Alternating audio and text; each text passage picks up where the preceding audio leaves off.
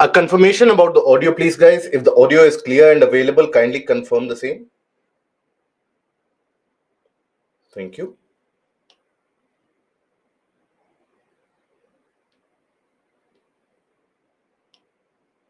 We shall be starting in a couple of moments. Few of the students are still joining us.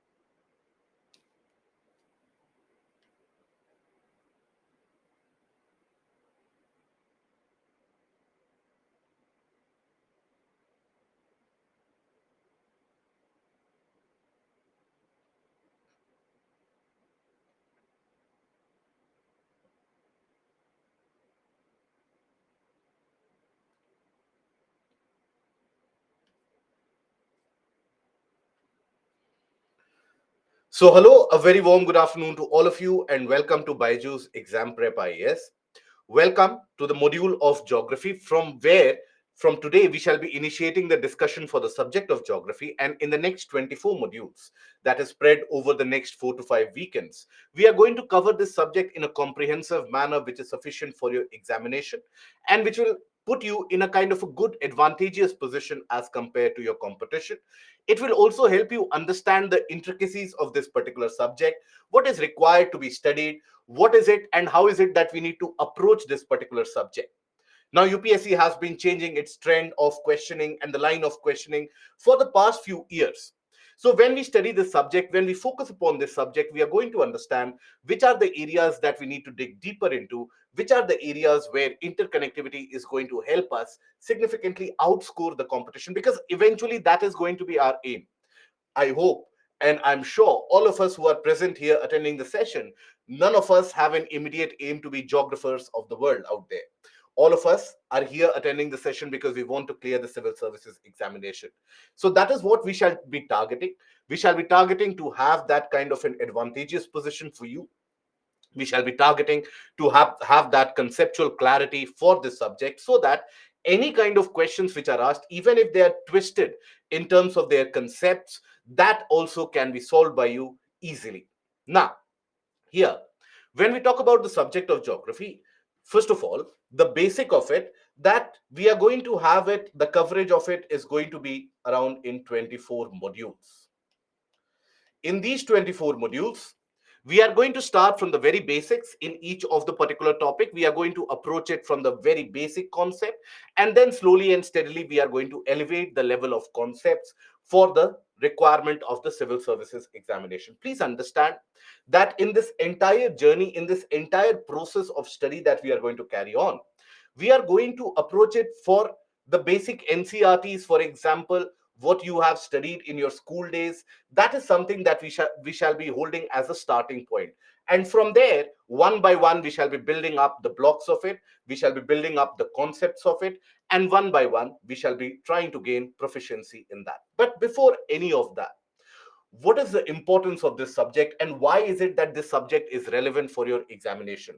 Because after all, when you ask your peer members, when you ask your colleagues, when you ask your seniors, many of them will confide in you and tell you that this is not the easiest subject out there. This is not one of the most fluent subjects out there when it comes to the level of understanding. And many of them would rather prefer to read some of the other textual subjects where it is easier to follow. So this is a subject which does require a different approach, which does require a different pattern. The approach that you would have developed maybe for the other subjects such as your history or polity, that is the approach which doesn't work here. Why is it so? And what is the different approach that is required? We'll talk about it. But first of all, the importance of this subject. So this is, first of all, immediately when you talk about the tangible benefit in the examination, this subject has got its benefit both in the prelims as well as in the mains examination. So here in the prelims examination, when we talk about the direct questions asked, right? So in the prelims, here we get close to around 14 to 15 direct questions which are asked. Okay. Now that is a substantial amount. Okay. Now out of these 14 to 15 questions, easily you should be able to solve somewhere around 10 to 12 questions. Now, you might have a question here, or you might have a curiosity kicking in your mind that why do we have a scope for 3 questions? If we are studying the subject of geography, we should be able to score 15 out of 15. But sadly, that is not how UPSC functions. It is in these subjects like geography, history, etc., where you will find that few of the questions, they are utterly factual, and they basically vary from year to year. They are based upon sometimes your portion of current affairs, sometimes your portion of general analysis, and sometimes utter fact. Maybe a particular topic has been in discussion. For example, ports would have been in discussion due to some portion of the current affairs. Now you might find a factual question coming from the region of the ports for any other matter.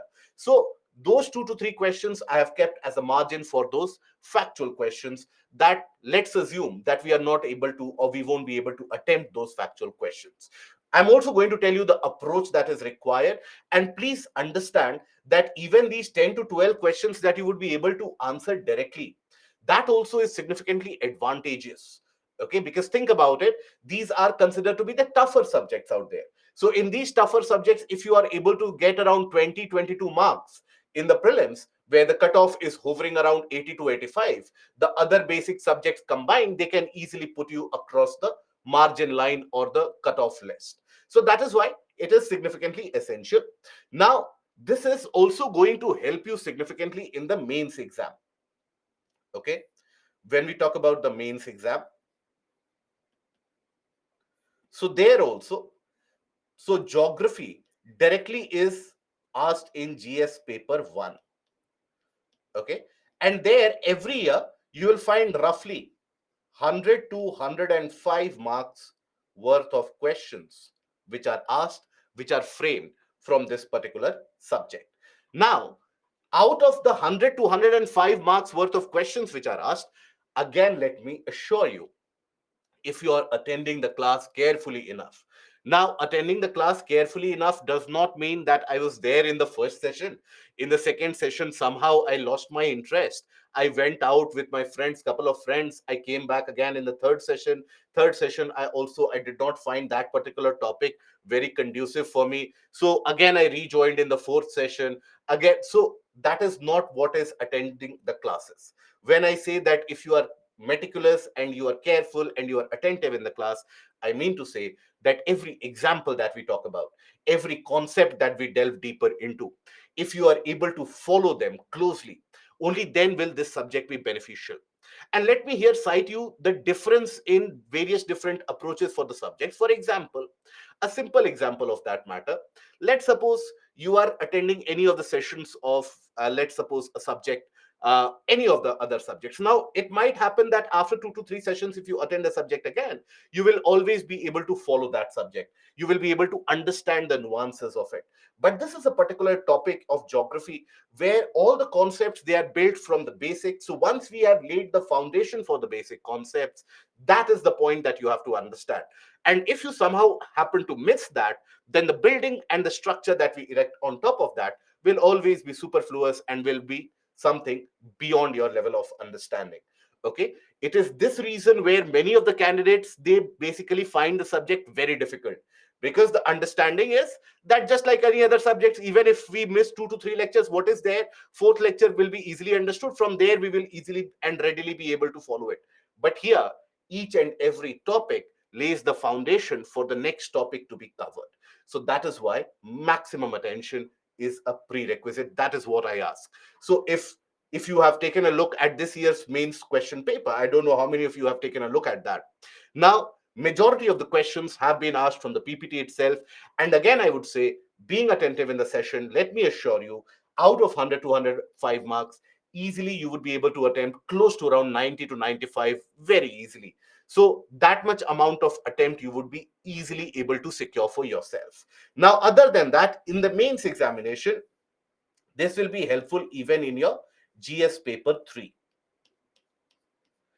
Now, GS paper 3, why it is going to be helpful? Because in GS paper 3, you have the coverage of also the portion of agriculture. Agriculture and the topics and the questions associated with agriculture are not asked in GS paper 1, but in GS paper 3.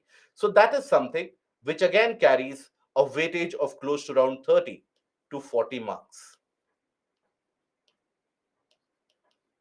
Okay, so that also you will be able to target after completion and finishing of this particular subject, after a closer rendition of everything that we have studied. But this subject is going to help you otherwise also in the other subjects also, such as disaster management. Now think about it, when you talk about disaster management in particular, now disaster management is what? Whenever any kind of disasters happen, how to take care of that, how to take control of that, how to ensure minimum amount of damage which is caused due to disaster. That is what is disaster management after all.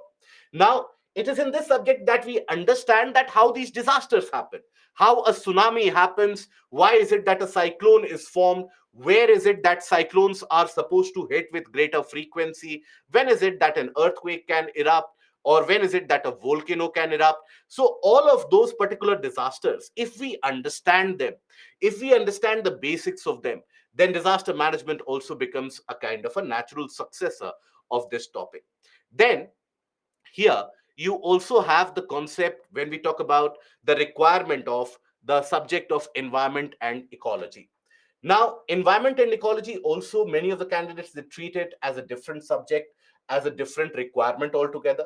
But let me tell you that once you have a clear concept of geography, environment and ecology is a natural, again, follow up of it. Because here we study the climate, we study the land, we study the oceans, and it is in these areas that the biosphere is in existence. So once you understand this in a better way, the climatic conditions in a better way, you will always be able to interrelate it.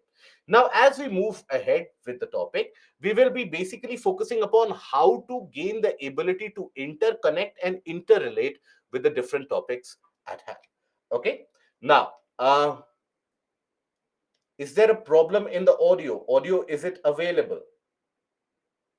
Is the audio available to all of you? Any issues with the audio? No issues? Good. So, Srishti, kindly refresh your connection and kindly take a look into it again. Okay. It is fine from our end as far as we are concerned. Let me adjust it a bit. Let's hope that now it is better. Let's hope now that the audio is much better. So that is the subject that we are going to cover. And basically, once we talk about this subject of geography, you have to understand that this is not a particular subject for which you necessarily have to dote yourself or devote yourself on a particular book to get an understanding.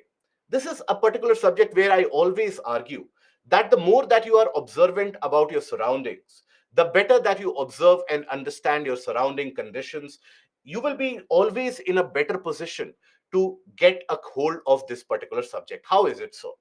So the moment you step outside your house, you observe some kind of landform, you observe maybe a hilly region nearby, you observe maybe a river flowing nearby. Now that is also a geographical factor. Now, how a river flows, how a river moves, that is purely determined by the geographical factors, and that can end up influencing where the settlement patterns will happen, in what conditions or criteria will we observe the various different types of settlement happening, what kind of economic activities can be initiated by that. And these all things you observe in your surroundings themselves. For example, this year, a question which was asked in the examination was that nowadays the urbanization which is happening in the country, now is that leading to the marginalization of the poor? Now think about it. Urbanization which is happening, is it leading to the marginalization of the poor people of the society? So in whichever part of the country you are living in, you would have observed that there is a significant amount of urban migration. People come to urban areas in search of job opportunities, in search of economic opportunities, and they shift in the urban areas. But then majority of the migrant laborers, the poor section of the society, they are unable to find homes or living spaces within the central part of the city in itself. So they are forced to live in the outskirts. Now, this is something that you would all have observed. The hutments and the settlements that you observe in the outskirts of all the cities, all of you would have observed that. Now, that is what? So the richer section of the society will be living in the center of the city, and also the poorer section will be living in the outskirts. Now, this is the marginalization of the poor, and for this, you don't need a book to tell you that this is happening. All you need is observe it with your own eyes. Now, again, another example I'll give you. When you step outside your house and you observe that there are clouds, but there are many times when there are clouds, but there is no rainfall which follows. But sometimes you'll observe that the clouds are not very dense, the clouds are a bit thinner, but there is significant and sufficient amount of rainfall which occurs. Now, that also basically is a factor of geography. Now, the winds that blow, why do they blow? Why do they change their direction? Again, a factor of geography. So, geography does influence us on a daily basis. Unlike the other various different topics and the subjects that you have gone through, you will have the opportunity to interrelate and correlate with it on a daily basis. That is the importance and that is the requirement of this subject. That is why UPSC wants you to study it. And also understand that many of the different subjects have got a derivation from the geographical realities. For example, when we talk about the advent of Europeans into India and the tropical regions of the world, now the major misconception is that the Europeans would come to India in order to basically loot its wealth, and that was their prime purpose. That is why they came to India, and because India was so rich and they wanted to loot it up. So that is why they came over and colonized us. But that is absolutely wrong. Now, can you think about it? Why did the Europeans come to India? I'm sure many of you would have covered it earlier as well. Let me see if any of us are aware. Very good. It is basically due to the presence of spices, right? Now, why spices? Spices in particular, pepper. Why pepper?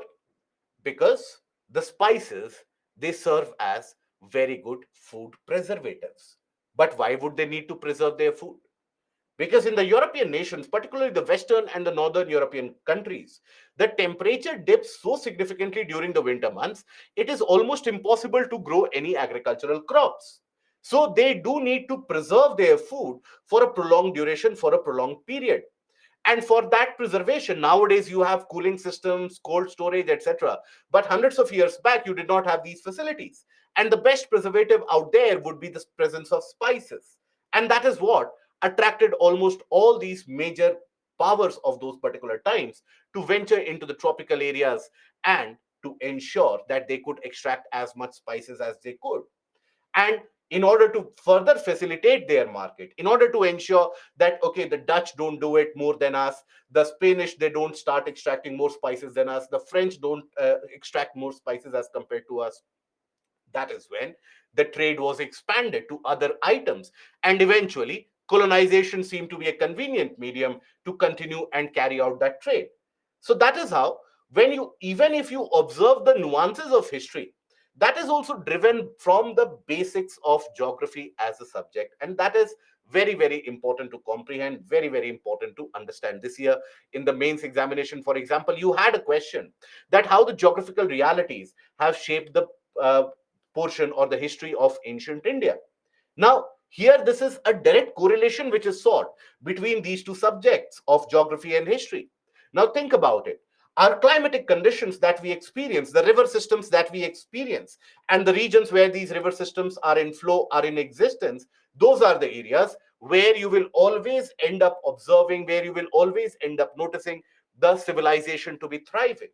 Also, the trade which we could carry out with the help of the sea route, that has determined the culture, the lifestyle, and also the geographical realities. For example, the mountain passes which are present, that also allowed the intrusion to happen from only one part of the country, the northwestern part. So that is how our history is shaped by the geographical realities of a place. Economy of a region is shaped again by the geographical realities of the place. And that is the reason why UPSC wants you to study this particular subject in detail. Okay? Now, here, after this, we come to how do we classify this subject, how do we talk about this particular subject. So overall we shall be dividing the subject into two portions, that is the physical and the Indian geography. Okay, that is what the classification is going to look like: physical geography and Indian geography. Now if you take a look at the notification exactly, now notification, I always maintain, is the most important document that UPSC releases. It is the only document that UPSC releases which is going to help the candidates understand which is the area from which UPSC is going to frame the question from. So in geography they will tell you simple that the physical geography or the geography of India and the world, that is it, that is mentioned in the notification. But here in world, what is it that we need to study? In India, what is it that we need to study? Do we start, or do we need to start learning the various different countries of the world, that okay, in Australia this much amount of milk is produced, this much amount of copper is produced? Do we need to follow that approach? No, frankly that is not what even UPSC expects out of you. So in the portion of physical geography, we are basically going to cover, when we talk about physical geography,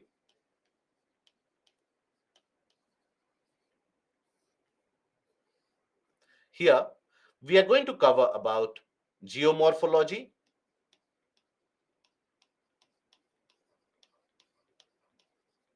we are going to cover climatology,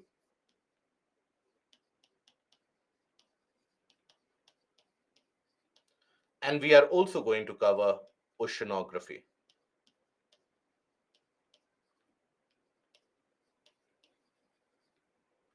Okay. Now here, what is it that we cover in each one of them?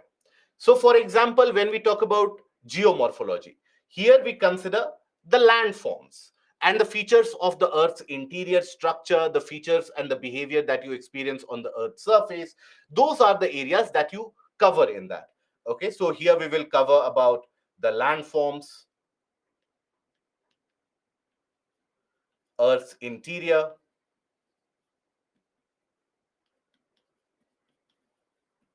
We are going to cover about structure of the planet,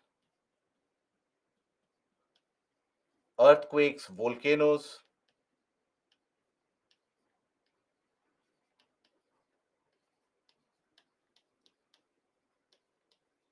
Okay, and we are also going to cover some of the important theories associated with geomorphology. For example, the continental drift theory, the plate tectonic theory, the convection current theory, all these various different types of theories. That is something that we are going to understand, which will help us understand the formation of the planet. We are going to understand how is it that the planet that we see now, how did that come into existence, right? What were the various different stages for the planet to come into existence? That is something that we are going to cover. Why is it that the earthquakes occur?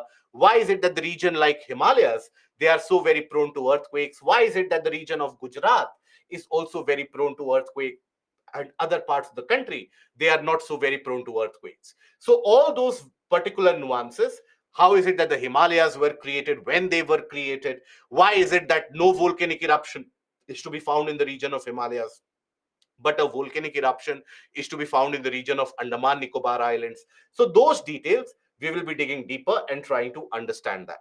Then when we talk about the portion of climatology, in the portion of climatology, we are going to cover the areas, everything that you see around you with regards to and with reference to atmospheric realities. For example, when we talk about the atmosphere, what are the climatic conditions that we experience? Now, why is it that sometimes the temperature becomes extraordinarily high in the urban centers? What do we understand when we talk about tropical cyclone, jet streams, El Nino, La Nina, rainfall, cloud formation, cloud burst? So all those about atmosphere and atmospheric phenomena. This is where we'll try to study, or we'll try to give much more time as the normal, as compared to normal. We are going to cover much more time in this, right?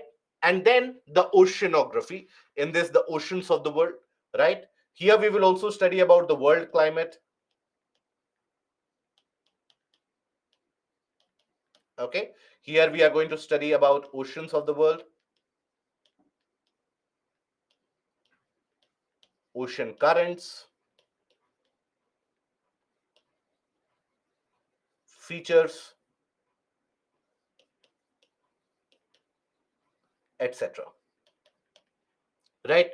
Now, while we are studying this physical geography, it is with the help of this physical geography that we are going to eventually cover the entirety of the world as well. Okay, when we talk about the fold mountains present across the world, for that you don't necessarily need to pick up a separate book about South America, right? You, for example, the fold mountains present in North America, for that you don't necessarily need to pick up separate book for North America. We will be studying this along with the various different parts of physical geography that we are going to cover. So physical geography is going to give us an idea about the geography of the world.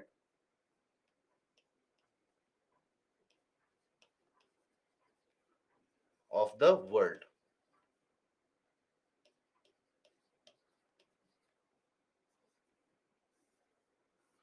Okay, so that is what we are going to aim to cover along with that. And Shivu, what about world geography? So I hope now you understand the that world geography will also be covered.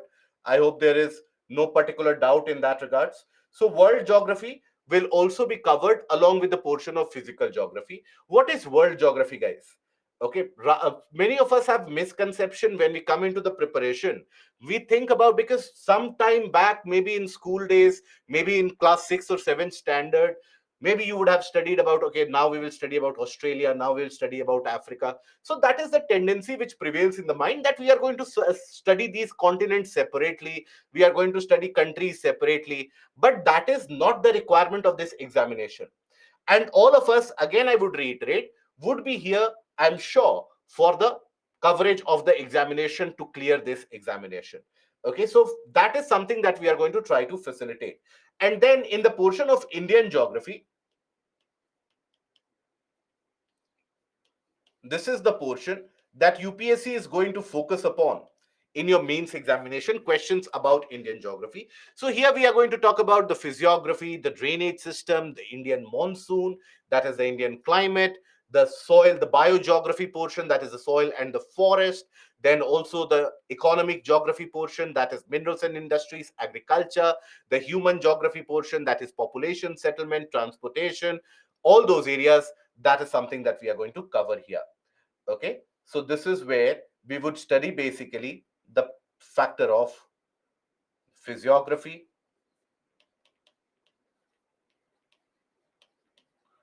climate,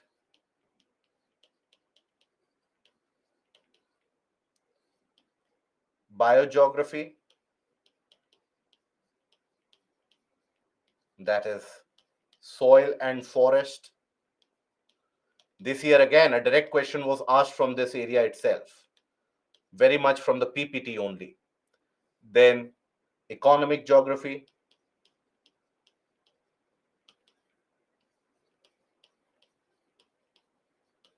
so here agriculture,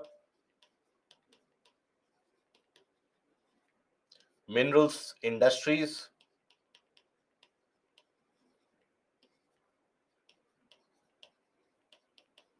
and also then comes human geography.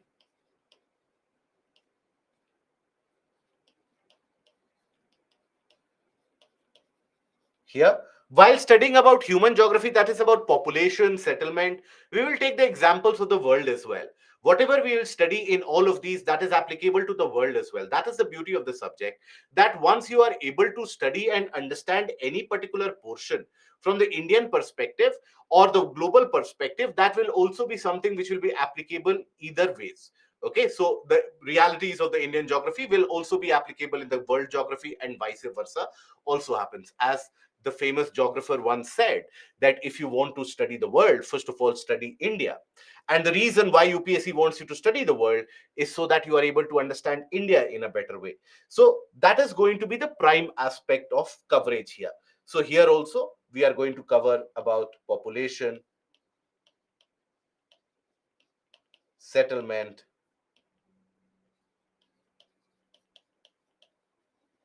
etc.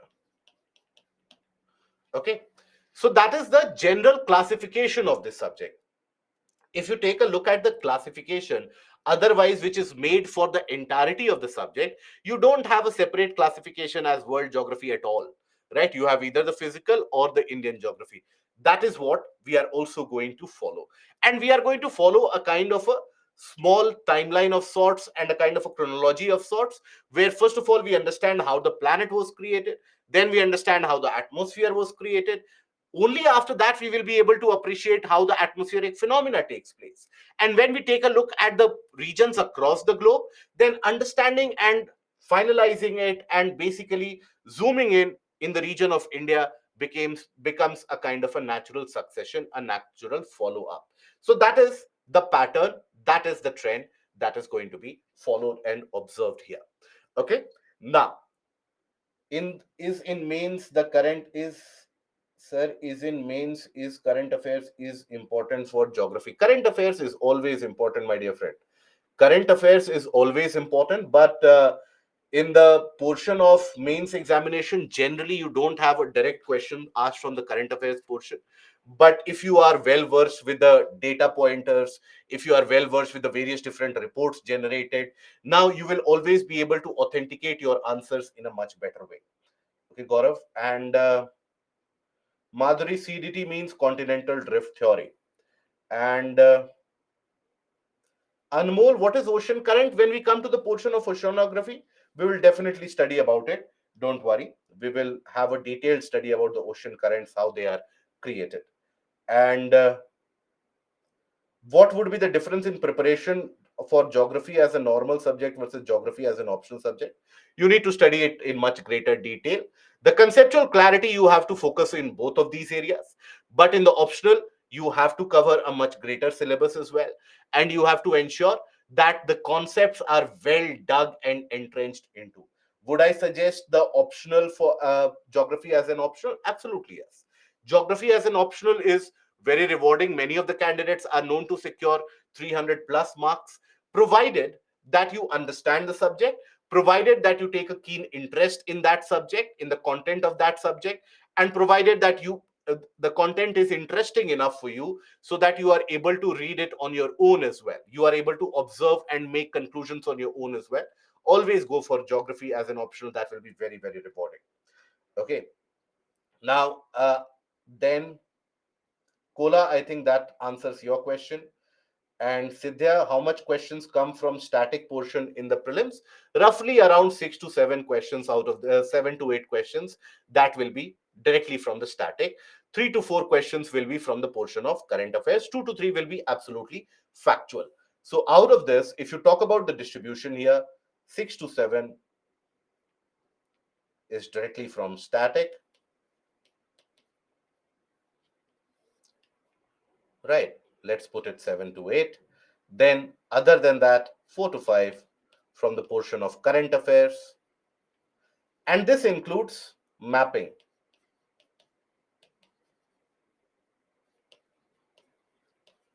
Mapping portion is also asked from the discussions which have been present in current affairs, right? And then 2 to 3, fact based. Random facts can be asked there. So that is why this is not something that we are going to target. We are going to target these areas. So that is why I said that easily, if you are covering this subject significantly with utmost attention and you are following the rigors of the class, then out of the 15 questions, 16 questions which are asked, easily 10 to 12 questions or answers you can get in place. Okay. Akshay, is there any additional thing required to do for optionals after completing all your live classes? Absolutely yes. Because if you consider the live classes that we are having, that will be sufficient for covering, let's suppose, around 60 to 65% of your optional, or 50 to 60% of your optional. Rest of it you have to cover separately. There are many areas of optional portion which you don't study in the GS portion. I would suggest to you, before thinking about taking it as an optional, pursuing it, take a look at the notification. Always take a look at notification issued by UPSC. In notification you will have the exact syllabus details required for optional. Go through it. There are certain areas where you need to get a greater proficiency. Okay. Now, fact type. Fact type, or the type of factual questions, if Ganesh, that is what you are asking. So basically you can have certain random factual questions. For example, that which amongst these minerals are listed as minor minerals? Right now there are many minerals out there listed as minor minerals. Nobody can imagine themselves to be learning all of that.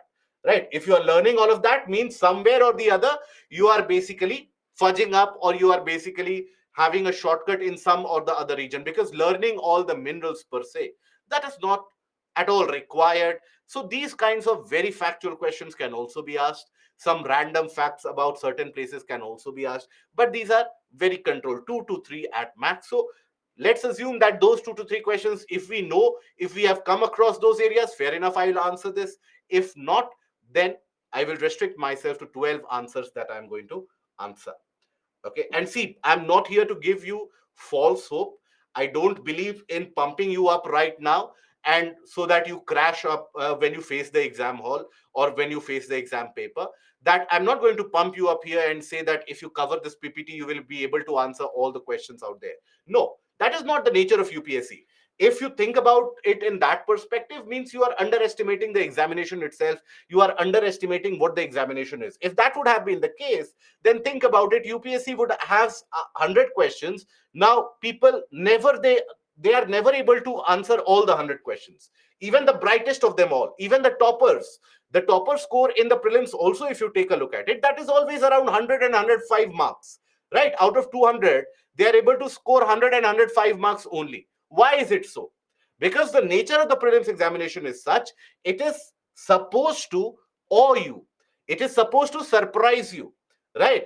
And it is supposed to put fear, instill fear in your mind. And then after that, how you perform in that pressure circumstance, that is the test of prelims. Many of them think that prelims is just the test of knowledge. No, prelims is a test of your temperament. It is a phase, it is the examination of elimination, where out of 5 lakh candidates only 10,000 are selected. Now why is it so? That is because they want to see that basically under that much amount of pressure, are you able to derive logic from the various questions that you confront? You will come across the toppers who have known very less number of questions directly, but still they are able to cross the prelims, because they are able to apply their logic at the time when it is required. So that is a must. If you are able to do so, that will be beneficial, that will be helpful for you. Okay. Now the material list, materials which are required to be studied. Now always I maintain this, and please understand, use it for other subjects as well. Keep your materials to the minimum.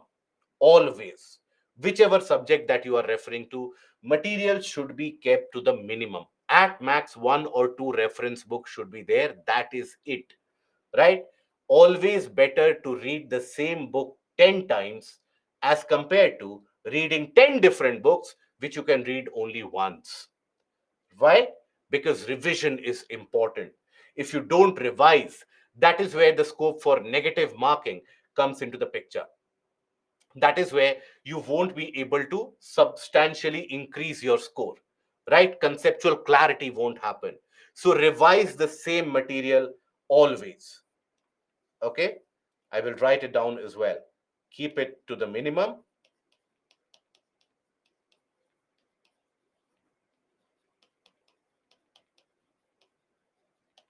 Maximum revision.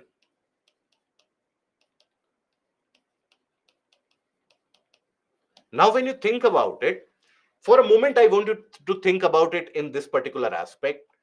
Around 5 lakh candidates will appear for the prelims examination.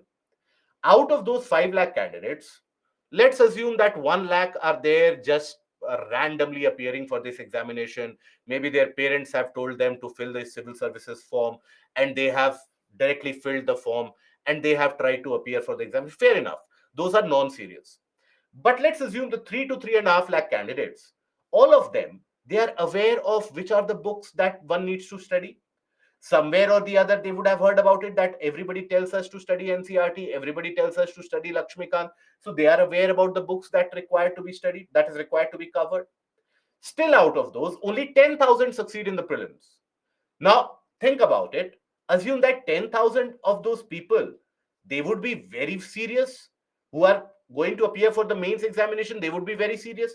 Fair enough. Let's assume that 2 or 300 of amongst them would be absolutely random, who would have got to the prelims just because of pure guesswork and pure tukka. But the other people, they would be serious. They would also be knowing what are the books that one needs to study. They would also have heard the topper videos, etc., that all of you hook on to when you switch on the YouTube. And generally, the perception amongst the candidate is what? That more number of topper videos that I follow, better chances for me to clear the examination. So they will religiously follow all the topper interviews, regardless of whatever they say.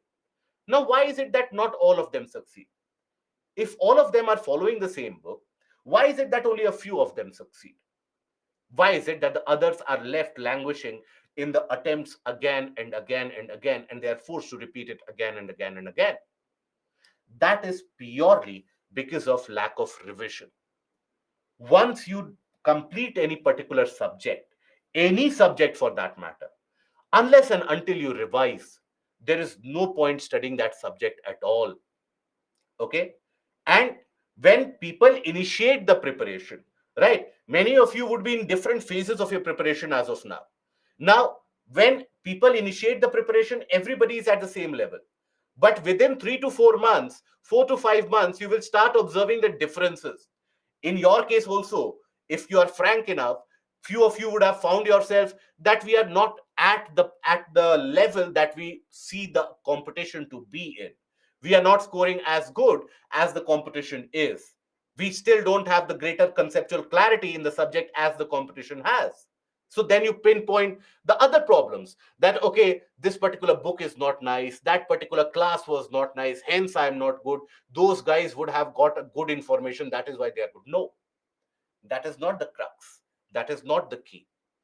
See, think about it. Let's suppose two candidates, they have started the preparation of geography from today. Now, you being one of the candidates A, another candidate, let's suppose B.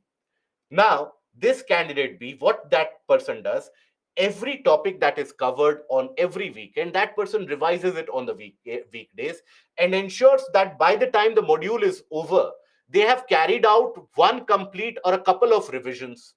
Then after 7 days, they have again revised it one more time. It will take 2 to 3 days to revise it one more time. So within the period of 15 days, they would have completed 2 to 3 revisions. Then again, another phase of revision after 1 month.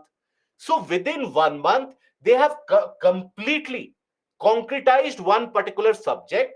They have finished one particular subject. They're going to follow the same approach for other subjects. And within 4 to 5 months, the entire general studies portion is completed. Now, take the case of candidate A, who is a normal individual like you and me. Now, candidate A is attending the class of geography as of now. Now, candidate A is staring at the screen that, okay, fair enough, this is a weekend class, I'll sit through it. Eventually, just me sitting in the class is hard work enough. Now, what does UPSC expect me to learn as well? I'm attending this much, I'm doing this much amount of hard work. So, candidate A, what that person does in the name of being attentive, they simply attend the classes. No revision at all, no writing practice at all. They will simply attend the classes. After 1 month, already what has been taught in the first weekend will start evaporating. By the time that 15 days more pass, 1 month more passes, the entire subject moves out of your brain. Then candidate A picks up another subject, history, polity, something like that. At the end of 6 months, they find that they have attended the classes for 5 to 6 subjects, but they don't retain or recall anything. That is when they start it all over again. So already you are handing the other candidate a benefit, an advantage of 5 to 6 months. And that is a very, very long time in this preparation. You know what the other candidate will do in those 5 to 6 months? Finish another two phases of revision, get a control of current affairs, maybe even get a control over optional. They will start appearing for test series, and by the time that everybody is appearing for test series, you will be sitting back in your chair thinking, maybe this attempt is not for me, maybe I will appear for the next attempt. That is what differentiates the people who succeed and the people who don't succeed. Always get that in mind. All the various examples that you see around you in the various social media networks, etc., many of the cases, they oftentimes end up misleading you only. Now, all those examples that you see, what are those? Now, the people who succeed, they have a very simple work ethic and a very simple ethos. Whatever I have studied, I will revise it so many times, because the effort that I have put in to study that, I don't want to let that effort go to waste. I want to inculcate that. I want to ingrain that. So they will revise it. And that is where the benefit lies. And also, another thing I will tell you, see, for the first time when you read any subject, that is the time that you are introduced to the intricacies of the subject. Chances are many of the various concepts or many of the various issues, they are not particularly ingrained or internalized by you in the first reading. It is the second reading that you carry out, that is when you start analyzing few things in greater detail, that, oh, this is a detail that I missed out in the first one. Right, okay, this is also the reason why temperature can rise in a place. This is a detail. Okay, so that is how the pressure is controlled. So many of the conceptual clarities, they start building up by the second and the third revision. Third revision is when you are able to interrelate that, okay, this portion of geomorphology that I have studied about the formation of fold mountain, that is why the region of North America in the Midwest, that is getting so much rainfall, but the eastern part is getting less rainfall. So then you start interrelating it, interconnecting it. Okay, so this means that this geographical reality which was present in India in the ancient time, that is how the history of it also got modified. So that is when the level of proficiency that UPSC seeks, that is attained. So that is why, without multiple revision, at least minimum of 4 to 5 times is the target that you should keep for revising every subject. Now here I have met few of the very ambitious students as well. When I say 5 times revision, they say that, okay, we will start the preparation by February end, by March and we will finish it, and in April I will revise it 5 times. Simply not possible. Absolutely not possible. So begin it. Whenever you begin it, ensure that revision is carried out as frequently as you can. Okay, so keeping the material list to the minimum. So when you talk about the materials here, what are the materials required? First of all, the important materials. I will also tell you about the requirement of GC Leong, Majid Hussain, that many of you get anxious about. So the PPTs, annotations of them, plus additional reading materials. Additional reading materials.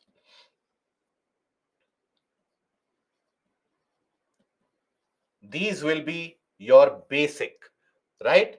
This is, even though the concepts that we are going to cover here, many of those concepts you will not find in the reference books as well. Let me be very clear here.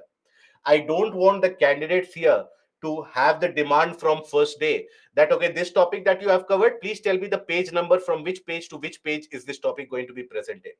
Okay, please don't have that expectation. I'll tell you why. There is nothing wrong in asking the page number, that, okay, tell me the page number, I will study that page so that revision can be complete. Nothing wrong in that. But here, let me assure you that the coverage that we are going to go for, we are not going to cover it from one book. Okay, we are going to source the information from various different reference books, many of the times at a level higher than the one required for your general studies, many of the times from the newer research papers which are furnished, from the various different research papers by the geographers which have been furnished historically as well. So we are going to inculcate information from that, from current affairs, from various different sources. So that is why the PPTs plus the ARMs, that will lay the foundation plus the concept layering. Okay,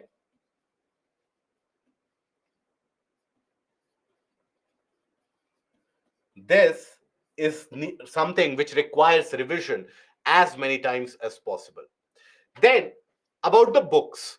Now, if you follow my recommendation, if you follow my advice, only one book is required, or only one set of books is required, and that is the NCRTs. NCRTs of class 11th and 12th. You have few of the NCRTs in that: physical geography, economic geography, human geography. Few of the NCRTs are present in that. So, from those NCRTs only, keep on reading them. And here, let me also tell you, if you have been attentive in the class from day one, right, then these NCRTs you will be able to finish within 1 week, but provided that you are revising it immediately. Only then will you get that kind of an advantage. Otherwise, it should not be that, okay, I've attended the class now, in February I will open it up, but he had said that we will be able to finish it in 1 week. We are not able to finish it. So NCRTs of 11th and 12th, in case you are unable to understand it, even though that should not be the case, because these are for school kids, right? So you should always be able to understand this, because the language of NCRTs is also simplified. In case you are unable to understand, then switch over to the NCRTs of 6th to 10th, only in that case. Okay, otherwise, this is more than sufficient.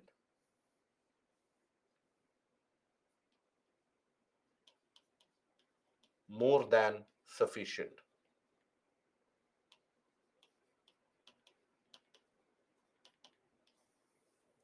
Okay, now here, many of you will also have the tablet lectures along with you, the tablet videos along with you. Now, these tablet videos that you have, right? Now, this also does the purpose of coverage of NCRTs in many of the regards. This should be used for revision. Used for revision. Use it as a supplementary tool. Okay?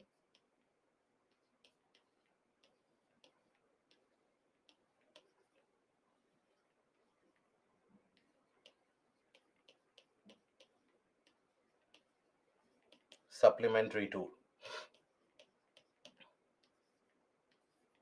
Slowly and steadily, as we proceed, I will also give you the key areas about how to revise, how to go forward with your revision after the completion of the classes. We will get to that also. But before that, I want you to be comfortable with the subject. And that comfort will happen if you know that you don't have too much of a burden. Many of the times, even the simple concepts that we are reading, we are unable to concentrate, we are unable to put our minds, regardless of the fact that, and you would be relating to that, that many of the times you would be sitting in front of the book for hours altogether, but there is zero extraction at the end of it. But few of the times you would observe that only 15 minutes you have sat in front of the book and you have retained everything. Why is that? Because the mind is very clogged. The mind is very cluttered, that, okay, I have to study this also, that also, that also, that also, how will I manage that? So mind is deviated and diverted somewhere else. So as of now, I want you to free your mind, that of all the various burdens for this subject, as of now, just cover this particular portion. PPTs plus additional reading materials. Do it religiously, do it meticulously, do it on a regular basis. Okay. Now, other than this, you also need to focus upon the world atlas. Now, before you have the question that which atlas not to follow, etc., any atlas, any publication would do.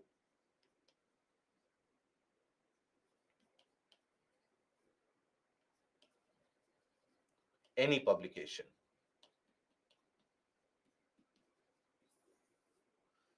That is sufficient. Okay, any of the atlas. Now, in atlas also, how do we study that? Now, basically, here also you have to change your approach. Now, this is where, please understand that when I say change of approach, why do we need to change approach? Because think about it for a couple of moments. You might have studied few of the textbooks in your class 6th 7th standard. Now, if I ask you about those particular things that you have studied, hardly few of you will be able to recall that or retain that. Most of you would have long back forgotten what you have studied at that point of time, isn't it? But when you talk about any of the storybook, let's suppose that you would have studied even in your fifth standard or sixth standard, most of you would be able to retain that. You would be able to recall that. Why is it so? That storybooks we are able to recall, movies we are able to recall, but the content material or the textbook, everything is forgotten very soon. Have you ever thought about it? Have you spent some time to think about it? That why is it so that the same brain, spending the same energy in different areas, is able to retain some but forget something else? That is because when you open up the content book, when you open up the textbook, the mindset is that, okay, can a question be framed from here? Can this statement be framed into a question? Do I need to underline this statement? Okay, have I learned or am I able to memorize what is there in that statement?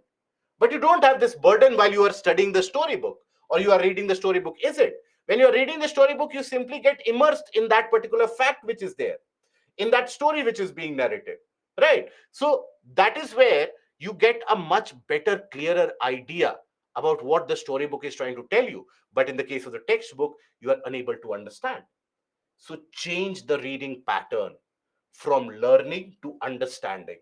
The moment you are able to do so, this examination comes to you rather than you reaching for this examination. So that change in approach to study is very much required. Similarly, when we talk about Atlas, now the Atlas also here, you don't have to open the Atlas and take a look at it. Okay, let me start learning all the countries which are there. Let me start learning every city which is there. No, explore it. Be curious about it. That Armenia Azerbaijan war is going on. Where is it?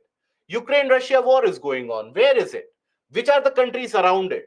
Okay, so that is why Belarus is also involved. Okay, that is why Poland is also getting involved.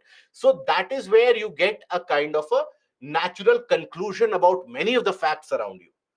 Always I maintain that UPSC is an examination which doesn't ask the candidates about rocket sciences.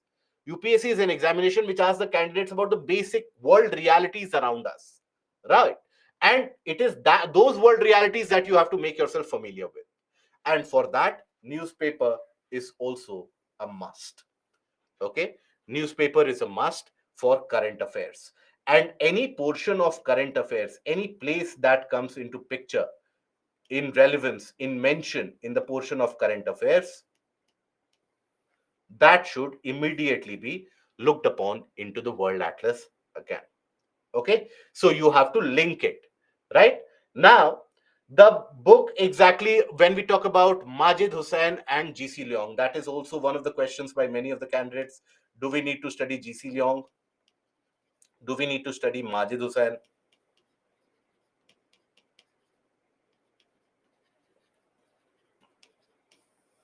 Okay, do we need to study these?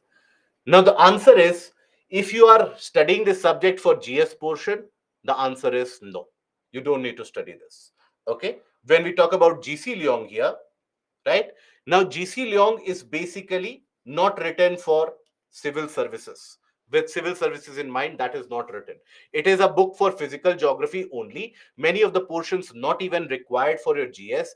Many of the portions will end up confusing you. Only one chapter about world climate is something which is better here. Otherwise, I would not advise you with GC Leong. Spend that much time, invest that much time in revising the portion of NCRTs. It will be much more rewarding. And same is the case with the book of Majid Hussain as well. Majid Hussain books, many of them refer it for Indian geography. But for Indian geography, if you have read the NCRTs and if you are thorough with the current affairs, more than sufficient. If you analyze the previous 10-year question, 15-year questions which UPSC has asked, you will barely find a particular question which is mentioned in these books and not mentioned in NCRT or current affairs and has been framed in the exam. No such question you will find.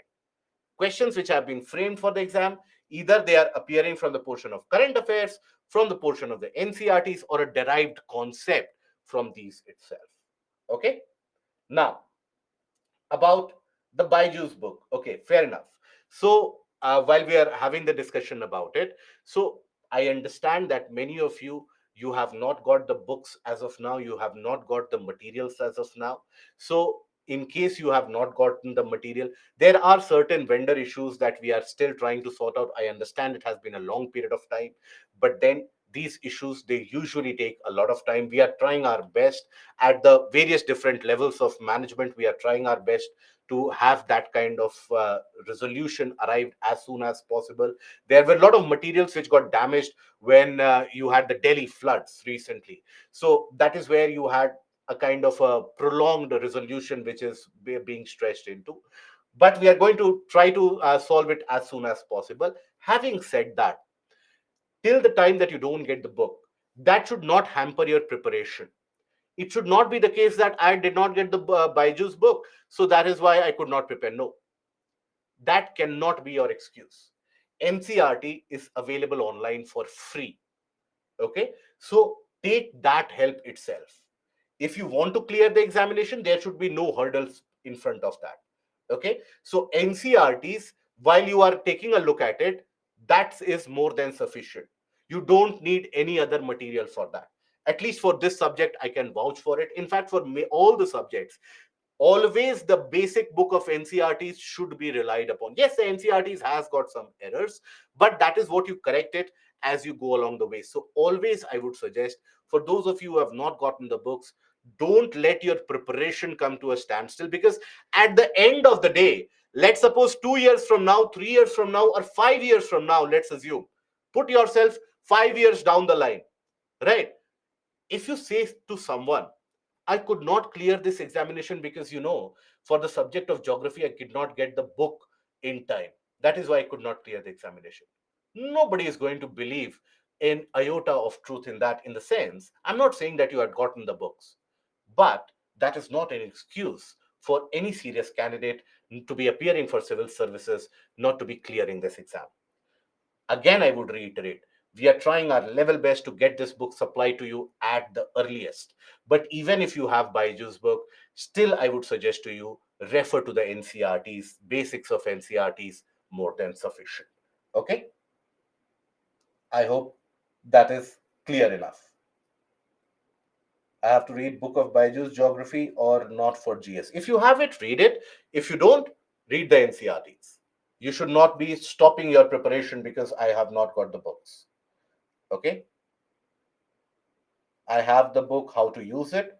So read it one by one, the coverage of it one by one. And this is the first class. Yes, Valakonda, this is the first class of the module. Okay. So I don't want the candidates, at least the candidates that I am in conversation with, that I get in touch with, I don't want them to be framing excuses going ahead. So in case there is a paucity in case of supply, now many of you have already gotten that book. Now in that case, if you have that book, fair enough, read that book or go for the NCRTs. As simple as that. Both of them are not required. If you are reading the Byju's book, don't read the NCRTs, or you should not, or you are not required to go through the NCRTs in so much detail. If you are reading the NCRTs, you can eliminate this. Any of this you can choose, but one of them, and stick to that and revise it multiple number of times. Are the NCRTs of 11th and 12th concepts will be covered in the live class? Yes, it will be covered. But again, I would tell you, it won't be that, okay, today we are going to pick up students, open up the book for class 11th NCRT. Today we are going to take a look at the first chapter of NCRT. So the first chapter of NCRT is, we are not going to have that coverage that you see in class 7th, 8th school standards, right? That is not the coverage that we are going to have. We are going to take a look at the overall concepts, and that is how we are going to cover the subject. Okay. The same question I'm getting asked again and again: NCRT or Byju's book? Sidhu, my dear friend, that is what I had been harping about. If you have the Byju's book, you can read the Byju's book. If you don't have the Byju's book, you can read the NCRT. If you have both of them, you can read any one of them. Please understand, those books are reference materials. There is not a golden page in the book that UPSC uses that golden page to ask the question, right? You won't find a secret key in any of the book, let me assure you. Any of these, if it is available with you, just rely only on that. Both of them are not required. Okay. And then again, another set of questions that I will get, that is this enough for UPSC? right? If I am following this, is that enough for UPSC? Yes, it is enough for your UPSC mains examination, for your prelims examination, as well as for your interview process, right? Now, let me also tell you now itself the trend or the pattern of questions that you students will start framing very immediately. Right now, I have few of the questions that if I get through the PPTs, the NCRT, and the current affairs, will that be sufficient? After a couple of weeks, I will get the message, if I complete the PPTs plus current affairs, if I leave the book, will that be sufficient? By the end of the module, I'm sure I will get the question that if I simply take a look at the PPTs and the monthly magazine, will that be sufficient? At the end of it, please understand, there is nothing known as too much work for UPSC or too little work for UPSC. There, you will not find a candidate who will tell you 10 days before the examination that my preparation is done, right? You will never reach that stage that my preparation is now done, this is enough for UPSC. No, that is not the nature of the examination. This examination is different. This is about incremental knowledge. That incremental knowledge comes with revision. So these sources that I have referred to you, these sources, just follow these sources. Trust me, you will be in much better position as far as your competition is concerned, provided you have been meticulous and careful enough. Is that clear? Okay. Then NCRT Atlas PPT newspaper are enough. Yes. An iOS book is good. Yes, in few areas it is good, Shubham. But in general, many areas it takes you into uncharted territory, not required for the examination. Okay. Now, module progression, as we move ahead, how is it that the module is, again I would reiterate before any of you, in case any of you have missed it out, GC Leong, Majid Hussain, not required for your examination. Better than that, revise this book multiple times, or this book multiple times, whichever is available, plus current affairs if you are following that religiously. Current affairs you cannot ignore. Newspaper reading and current affairs you cannot ignore for any subject out there. You cannot simply put it out in the limbo. Okay. So once you are doing that, then Majid Hussain and GC Long not required. Now the module progression. So geomorphology, module 1 to 5, we are going to cover that. Then module, additional reading materials are provided to you for each of the subjects. Bharti, you would be aware of that. For each of the subject, you get a list of questions, the frequently asked questions, right? And then 6 to 12 will be climatology. Module 13 to 15 will be your portion of oceanography. Module 16 to 23 will be your Indian geography. And module 24 will be your portion of mapping.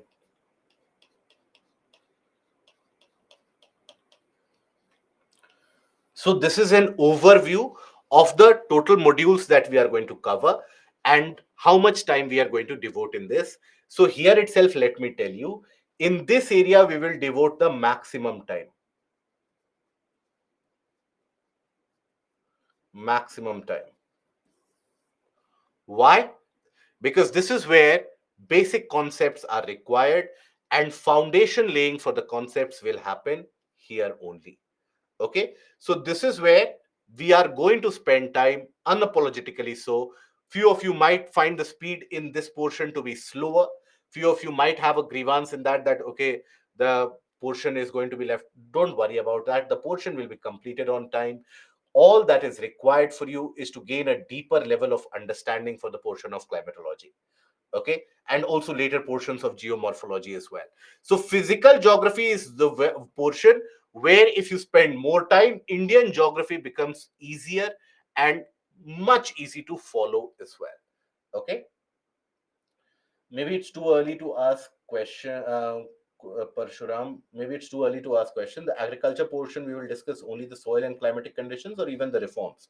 No, agricultural reforms that you talk about. So we are going to discuss about organic farming, green revolution, these the food security, then agroclimatic zones. That is something that we are going to discuss. Agricultural policy, MSP, FRPs, the other reforms or the lack of reforms per se. That is something that you will cover in the portion of economy. Okay. And how additional reading materials help in preparation? Additional reading material will give you the text of it, right? Whatever we are discussing in the class, and few of the additional areas of information also will be given to you in that particular doc file or the PDF itself. So you will get that written portion. So many of the times it will happen after the session. Maybe in the session you are comfortable with the concept, but after 2 days when you start to revise, maybe that concept has fleeted your mind for a brief moment. So that is where additional reading material, when you take a look at it, you will find the written definition of it, the written aspect of it, and that will be helpful. Okay. uh, Sanjay, live class is hanging due to network issue around lecture and recording. Fair enough, that is something which is left to you, but then always understand it is always better to read the classes or attend the classes in live session. That is where you can have a better understanding of the concept as well. When you take a look at the recording, many of the times it appears so haphazard, so random, it doesn't make sense. And we had a majority of the candidates after who have attended the recorded sessions, many of them, they did not show that much amount of progress. But nonetheless, it is your prerogative. Whenever you want to attend, howsoever you want to attend, wherever you want to attend, it is your prerogative. At the end of the day, I am basically concerned with that if you are putting in your time, your energy, your resources, is there a tangible outcome out of it or not? Okay. Now, few of the other doubts which also prevails, that in optional case, sir, is 6 to 10, then 11, 12 needful, or we can follow the same section? Ideally, I would always tell you to follow the NCRTs of 11th and 12th only. Okay, that is enough. And in that case, 6th to 10th is not required. In case you are unable to understand the text, the material of 11th and 12th, then go for 6th to 10th, only in that case. Bring some video on how to relate current affairs with geography topics. If a tropical cyclone occurs, chances are you will get a question from tropical cyclone in the examination about the naming of tropical cyclone, right? If let's suppose there is significant amount of flooding which is caused, chances are that you can get a question about the Himalayan rivers and their flooding. If let's suppose the urban floods happen, chances are you can get a question from that. If let's suppose the oceanic circulation is getting weakened, the EMOC is getting weakened, chances are you can get a question. Monsoon is always in discussion in current affairs, you get a question from monsoons. Anmol, is that something which is understood? PYQs is also attached to the module. Sakshi, yes, absolutely. Okay. How to prepare notes? So, um, when we talk about, okay, Shrushti, how to prepare notes. So notes, ideally I would suggest you have a piece of paper along with you while you are attending the sessions. While I want you to focus all your energy, all your attention in what is going on in the class, the concepts which are being taught about, which are being covered, the examples which are being given here in the class. But every time that you come across a new information, a new piece of information, jot it down in an A4 piece of paper very briefly. After you carry out your first or the second phase of revision, after that, do one thing: prepare topic based notes. That prepare a note, for example, on continental drift theory, on plate tectonic theory, on tropical cyclone, on Indian monsoon, your own notes. That will help you. Now those notes that you prepare will be based upon your information that you have gained in the class, from the running notes that you have prepared as well, from the text that you have studied, from the additional reading material and the NCRTs as well. All that will be compiled into that particular portion, or the tablet video also that you have revised, that will also come to your rescue. And then the notes that you prepare should be concise, should be brief. That should help you in revision, in quick revision at the time of the exam. The purpose of note making is that if you are able to prepare those concise notes, that is going to significantly help you revising them quickly, multiple subjects within one day. before you approach the exam hall. Okay. Now, the approach to study, as I told you, and I will reiterate it again. The approach to study and approach that you require to study for this subject is going to be different from how you have handled subjects like polity, how you have handled subjects like history. If I give examples of it, if I elaborate upon it. Now, for example, let's take the example of history. Now, in history, if you are studying modern history, now if let's suppose you have missed out the class for social and religious reformists and the reform movement, right?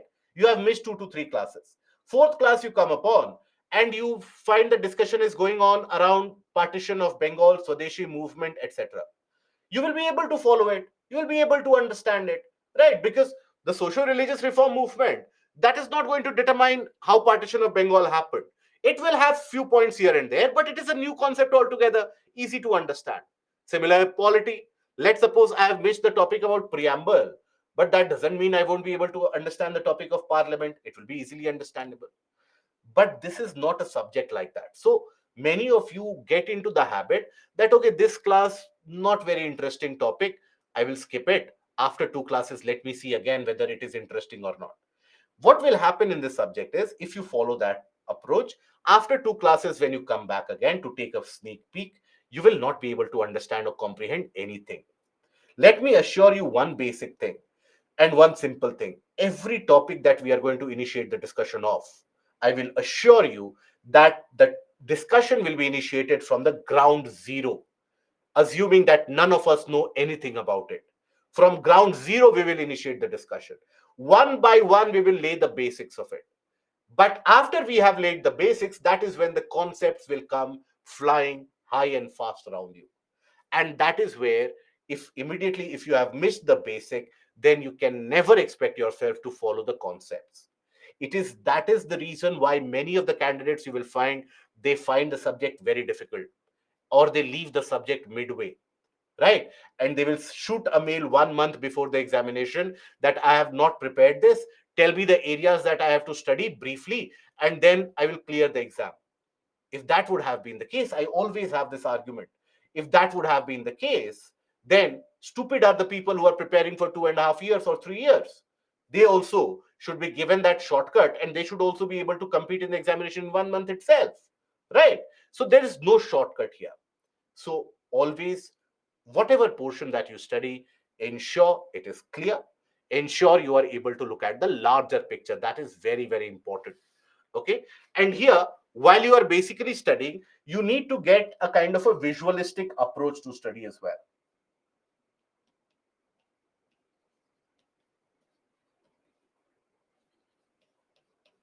Visualistic approach is required, and that is what we are going to stress upon. Where now animations is something that I cannot run, and videos are something that we cannot run on this platform. Those are available in tablets, in certain modules. We have tried to provide the videos, the animations as well. In YouTube also, we have taken the initiative to provide videos and animations for certain topics, such as latitudes, longitudes, etc. That is something that you can also take a look from the videos. But wherever possible, I'll give you the visualistic approach, the images of it. Now that will be helpful for you, because think about it, many of the times when you hear about, let's suppose, glacial lake, right? That glacial lake outburst flood has happened. Now when you read it about in the newspaper headline, you think about it that, okay, somewhere there must be a glacial lake. I don't know what is a glacial lake, so that would have caused a flood. But if I show you this particular image, if I tell you that this at one point of time would have been created by a glacier, and if let's suppose there's a massive rock which falls here from the mountain, then this will flood the nearby region, right? Easy to understand. So visualistic approach, if you take to follow, always easier to follow, always easier to comprehend, always easier to study as well. So we will be taking and following the visualistic route, and that is what I also want you to inculcate when you go for answer writing. Answer writing, in that case, I maintain that the answer writing practice and the methodology that you gain in geography, that will help you in other subjects to outscore your competition. That should be your eventual aim, guys. in this entire preparation journey, your eventual aim should not be that, okay, I will be so good in polity that, or I will be so good in economy that you know what the evaluators will do? The answers that I will write, the evaluators will stand up and clap that what a good essay this person has written, what a good particular answer. That never have that aim or goal. Will I be able to outscore my competition or not? That is it. Cutoff is not decided on your performance. Cutoff is decided on how everyone performs. It does not matter if you score 60% or 50% or 55% or 40% in the mains exam. It matters if you are able to outscore the competition or not. Right? So, in the answer writing that you do, diagrams and images are a must. Diagrams and images are a must. Many of the processes that we study in geography, they are in a way collinear, they are in a way coherent, and they have a particular chronology. So wherever those aspects come, now chronological aspect, etc., always try to inculcate a flow chart, always try to inculcate a kind of a block diagram, but a rough diagram or a map, all the answers that you write for geography should have minimum of one or the other diagram out there. Minimum of one diagram, one map that should be present in all the answers that you are able to create out of it. Okay, I hope that is clear, that is understood. Okay, now with PYQ, I remembered by doubt that for both prelims and main, should we read only questions first and in second attempt answers also? As in, when you are reading the question, isn't it that point when you are able to solve the questions as well? Are you approaching it differently? PYQs, after every module that we finish, we are going to approach the PYQs associated with that. All the PYQs associated with that, we are going to cover it. Okay? Right? Any more doubts that you have about how to cover the subject, the basics of the subject, etc.? Any doubts that you have, feel free to ask. No? Okay. Here, I would also tell you that because we are in the weekend session, generally, you have to spend larger amount of time sitting in front of the screen. I will give you periodic breaks whenever required, whenever and wherever required. Periodic breaks I will give you. Now, when we are interacting for such a long duration, I want you to be free and fair, and please always remember the standard of discussion in the class is always dependent on the candidates and the students, right? If you want me to have a discussion at this level, I'll be happy to hold a discussion at this level. If you want me to take or elevate the level of discussion to the various different concepts moving around across the world, then I'll be happy to hold the concepts and a discussion at an elevated level, provided that the class follows it. So always the level of discussion will be decided upon by you guys. I won't be the person deciding, because the manner in which you are able to revise, you are able to follow, you are able to understand, that is going to determine what level of discussion we are going to have. We have had various different batches. Now, earlier also, over the years, I have seen that in few of the classes, we are able to hold the discussion to an extent, which something that you find only in research papers out there. And it is very interesting to hold that discussion as well. But in few of the classes, uh, over the years, we have managed to restrict ourselves that, okay, solid converts into liquid upon heating, liquid converts into gas upon heating. So that is the basic level that one is stuck to. So it is going to be dependent upon your level of following, your level of proficiency, and that is where you also have to try to elevate yourself. Okay, any problem thereby, I'm there to help you guys out of it. Okay, and how additional reading materials help in preparation, isn't that something that I already replied to, Vishal? Or is your audio put on mute, my dear friend? I already replied to it that additional reading material is going to consist about the various different points that have been covered in the written portion, that is the definition portion of it. Few of the additional sources of information also you will find there, for example, Milankovitch cycle, etc. So that is going to form a base work of whatever portions that you have covered. Now, it might happen that in the class you have understood the topic, but after a couple of days, maybe that has escaped your mind. So, their additional reading materials will come to your rescue. But I've repeated it almost twice. How will be geography as an optional? Is it easy as we have studied here? See, geography, when we talk about at an optional for the choosing geography as an optional, now you are free to choose that. Please understand and get one concept very clear in your mind. Any optional that you choose, regardless of all the claims that are made by the teachers and all the marketing selling claims that people make, I'm not going to hanker upon that. I'm not going to waste my energy into that. Whichever optional that you choose, you have to ensure that your name figures in the top 10 to top 20 of that optional across the country. If you have the aim to clear the examination, you have to perform within the top 10 or top 20 of that optional. There is no alternative, right? So which is that particular optional which will help you so significantly, which will in a way motivate you to study as well, because you find that subject to be easy, so that you are able to outperform your competition. That is where the concept of or the portion of interest comes into the picture.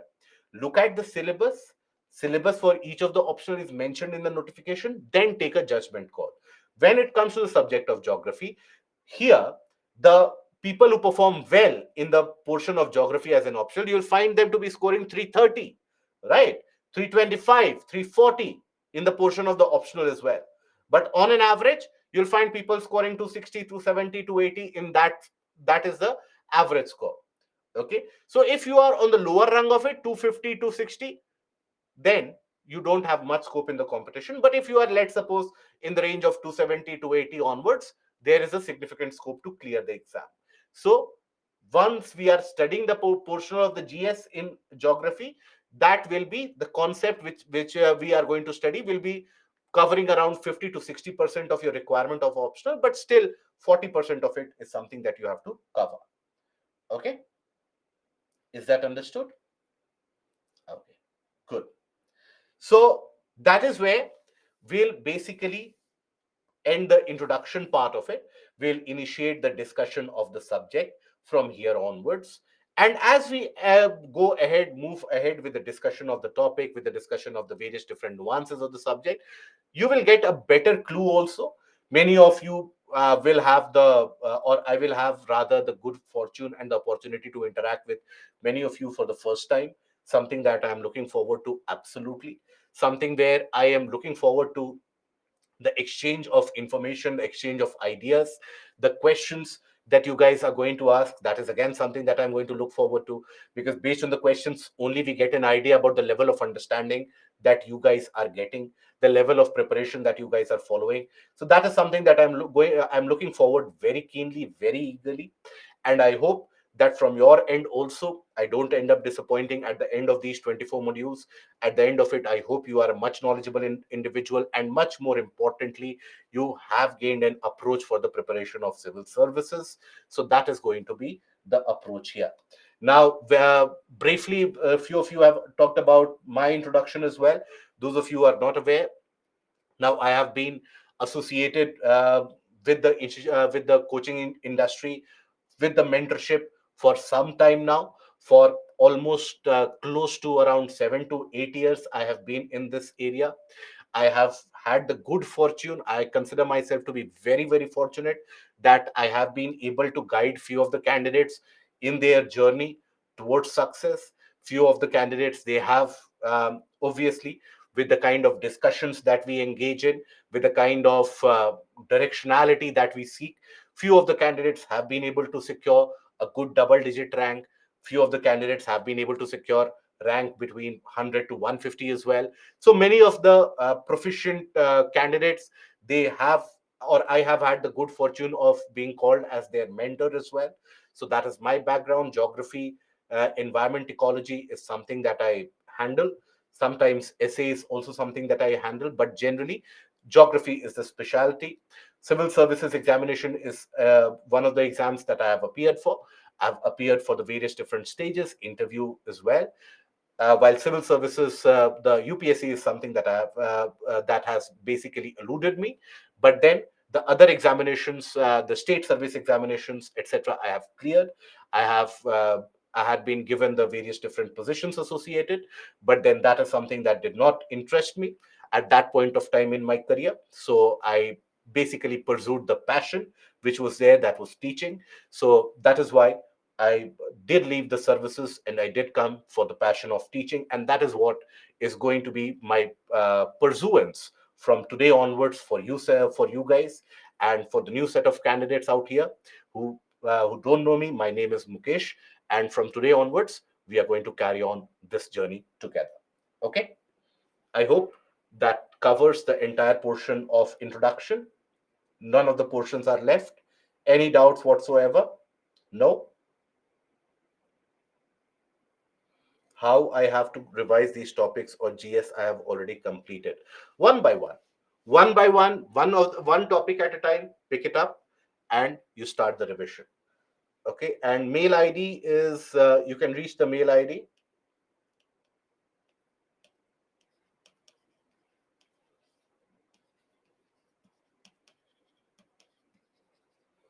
Okay. Badri, what is the doubt that you have in Atlas? Now, again, let me set the expectation very clear. Every day, we get flooded with a lot of mails. Every day, I ensure that a minimum of 50 to 60 student mails I do reply to. Chances are that when you send a mail, it won't be replied to immediately, but within 24 to 48 hours, within 2 to 3 days, I will get back to you. In case you have not received a mail reply back within 2 days, don't start panicking that what is it? I won't be able to clear the examination because the mail is not replied to. Have patience. If still not responded to within 2 days, send a gentle reminder. We will get back to you. Okay. And I can't understand about World Atlas. What is it that you can't understand about World Atlas? How to cover the World Atlas? Is that a portion of doubt? Or what is the doubt in World Atlas?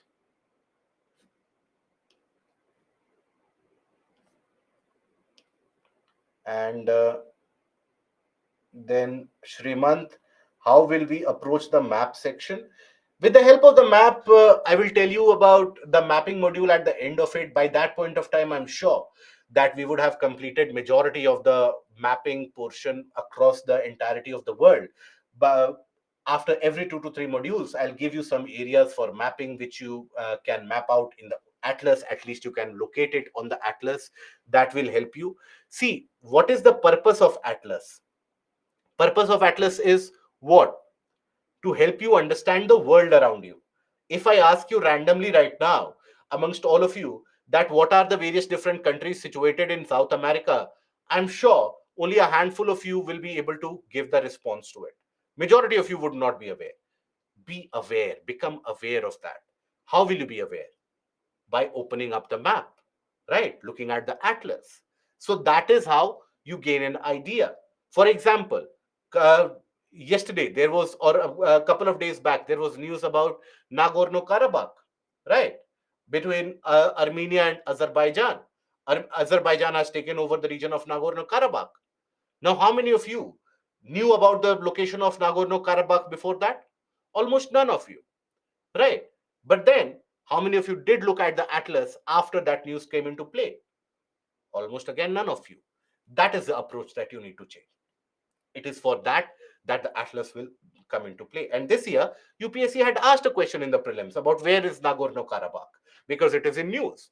So in prelims also, the mapping questions which are asked, they are not going to check your random proficiency. Once or twice UPSC has done those kind of random questions. Now, where these cities are situated, etc., all the candidates have started learning, rote learning, all of that. That is not the purpose of it. The purpose is that the issues of current affairs, the issues relevant in current affairs, where they are being depicted or where in the world that is happening, are you able to imagine that or not? So that is why mapping is relevant. Okay. Madhuri, is that understood, or is there any doubt that I'm unable to understand? Okay, so I think that is clear. So now we initiate the discussion for the subject. Before that, do you guys need a break, or are we good to continue? If you need a break, ask about it now. Then we will have a long break at 3 p.m. Okay, we'll have a lunch break at 3 p.m.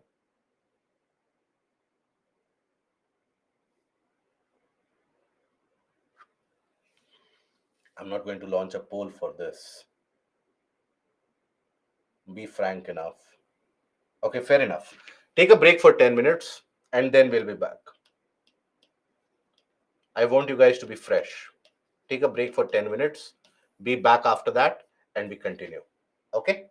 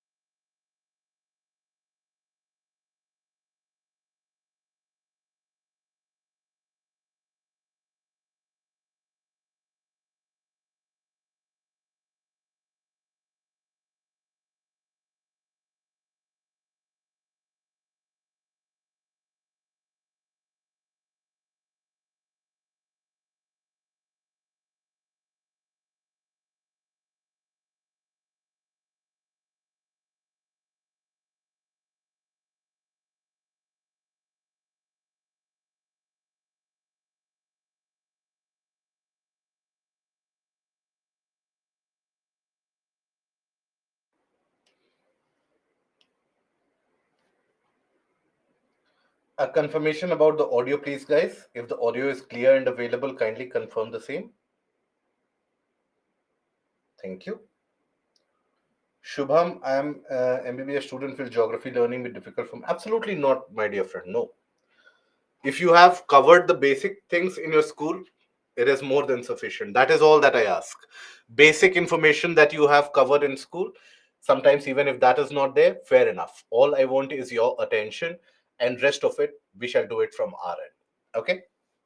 Now, we initiate the subject of geography and the discussion of geography, but when we do so, now it will be unfair for all of us if we straight away jump into the various different topics of geomorphology, climatology, etc. When we say geography, now the basic interest in geography is something which was erupted or which was invigorated long time back, right? Thousands of years ago, when mankind started settling and when mankind became very comfortable in the region that they were living in, that is the time when they started exploring the regions around them. In fact, when the Greeks, they came over to India at the time, before the Mauryas, at the time of the Nandas, right? You would have read it in your portion of ancient history. Now, Alexander, wherever he went through, it is said that he basically brought his own geographer along with him to map out the regions around him. In fact, it is across his journey up till the river Indus, and it is after river Indus where, and the battle with the king Porus, that is where Alexander didn't come or further venture into India, but started moving back. At that point of time, he sent one of his geographers into the towards the sea and tasked them to find a shortest distance to Greece, again through the sea route. So the interest in geography was always there. When the Roman Empire was at its peak, at its zenith. Now, at that point of time, also, you had explorers wandering about, venturing into even the, at that point of time, you think about it, that the Roman explorers and the Greek explorers, they did go in further north through the water body, through the Mediterranean Sea, and they had the conclusion that, further north that you go, you will confront those areas which are perpetually and permanently under ice cap and snow cover. So think about the distance that they would have covered, right? They would have explored the various parts of the planet. So that interest was always there. That curiosity was always there. During the night, when man would sit, basically the humankind, they would sit on the ground in front of the fire. They would always stare up in the sky, look at the various stars, and imagine their place in those particular stars. Who are we? Why are we here? What is our role or what is our place in that entire comedy of the various different stars that you see? So, very initially, in the primitive aspect, the understanding was that basically we might all be inside a large sphere, because when people would look into the sky would appear to be spherical, and they would think that it is a large spherical ball. We are all inside that. Slowly and steadily, that understanding basically became clearer that no, we are not across a large sphere, we are not inside a large sphere. But then there was a prominent thought, because they would see the stars moving, they would see the sun rise and the sun set, the moon coming up and going down. So they thought that we, as the planet, the earth, we are at the center of universe, and the entire universe just simply revolves and moves around us.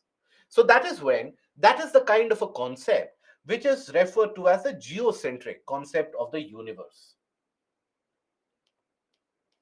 Geocentric concept of universe. That is, earth is the center of the universe.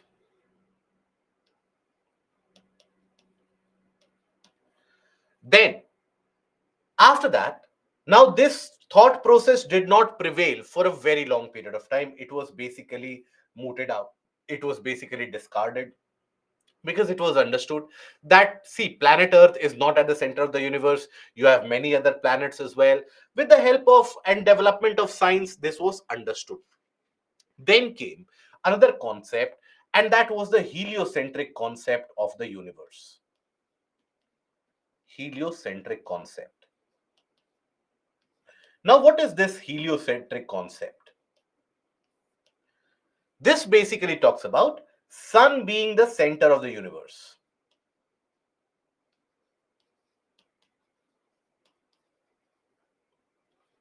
Center of the universe.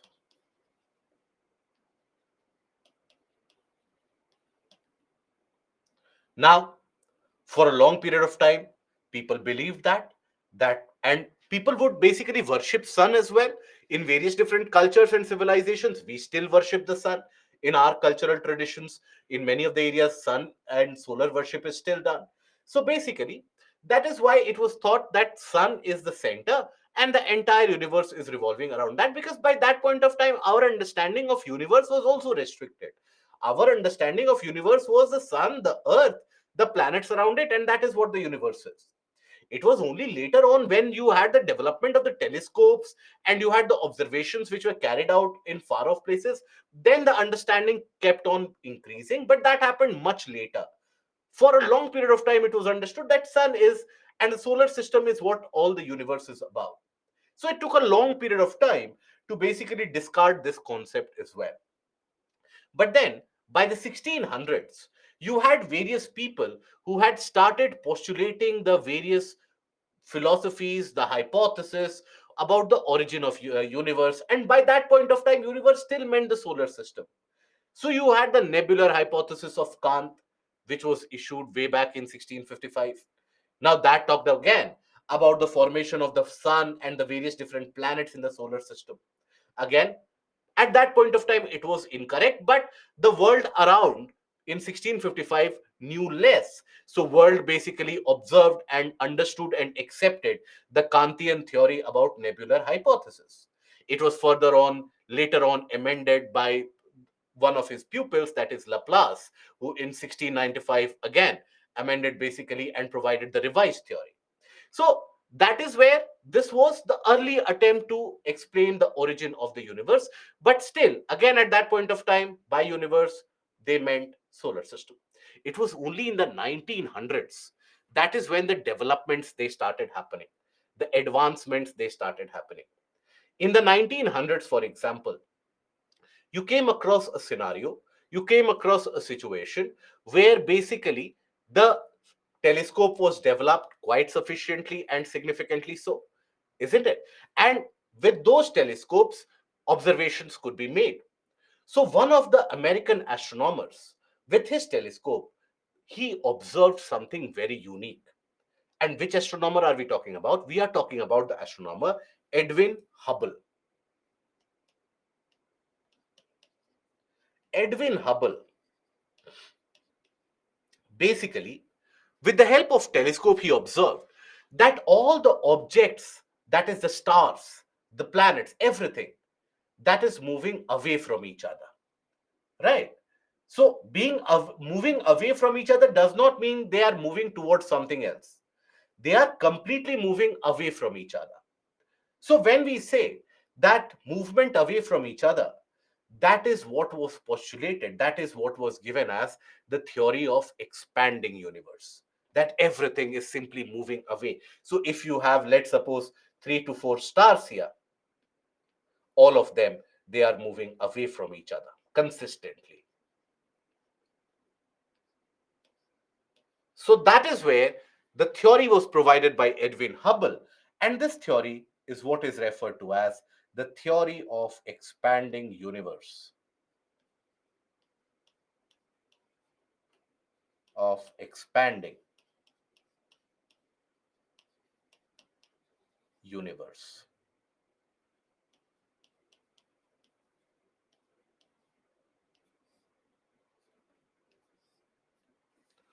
Okay, the universe in itself was expanding. That was provided by Edwin Hubble. Now, with the help of this, this concept that, okay, the universe in itself is expanding. So Lemaitre and Gamow, these were the scientists, Lemaitre and Gamow.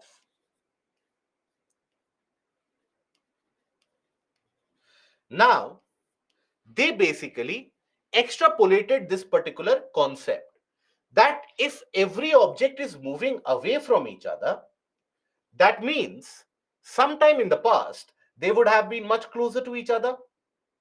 That means furthermore in the past they would have been still closer to each other. That means going back a long time in the past, all the objects might have been together. So they put forward the concept of Big Bang, of Big Bang theory.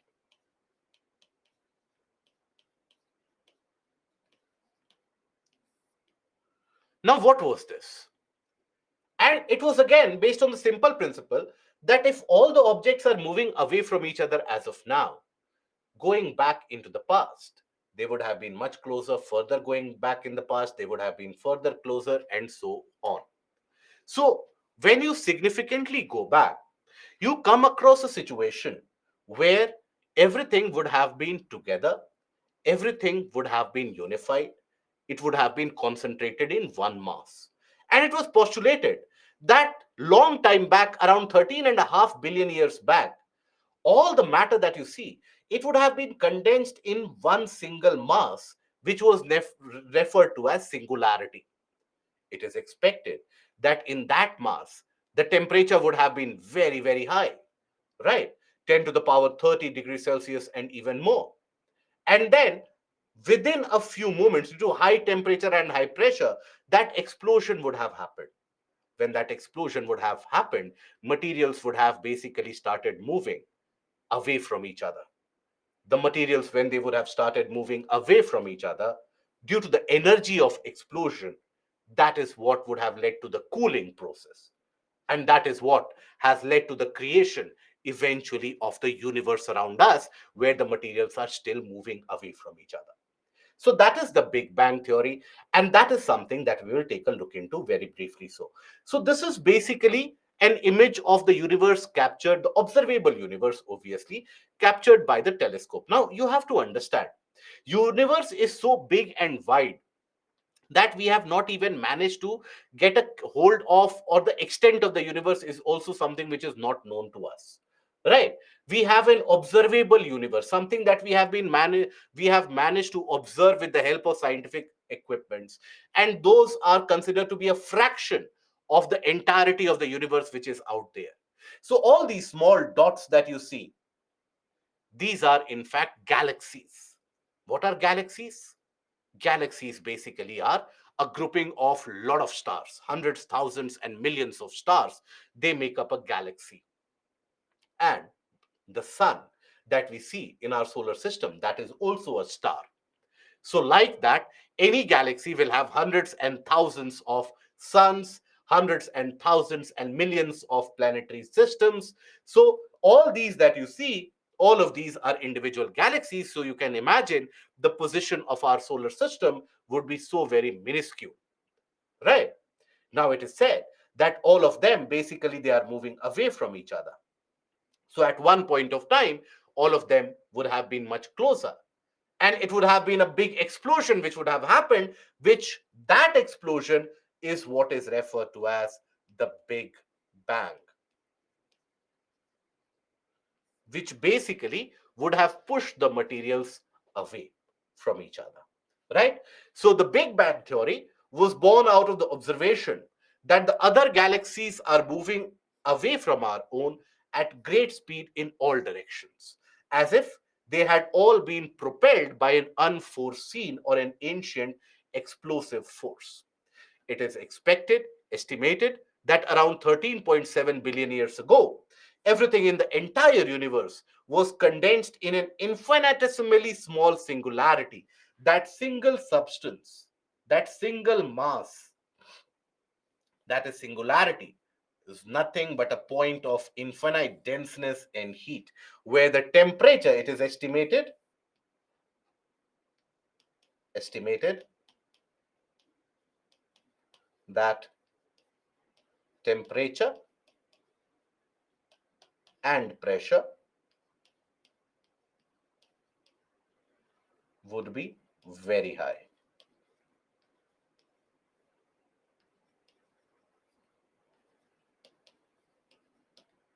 Right. It is due to that high temperature and pressure whereby that explosion would have happened and everything would have started moving away from each other.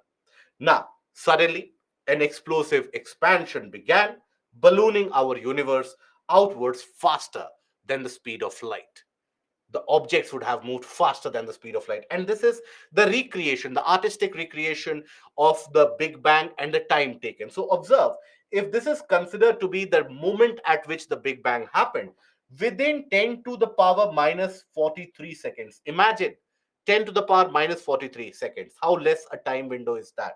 That is when the temperature reduced from 10 to the power 32 degrees to around 10 to the power 27 degrees. So that within a short span of time, everything started moving far away from each other, cooling started happening.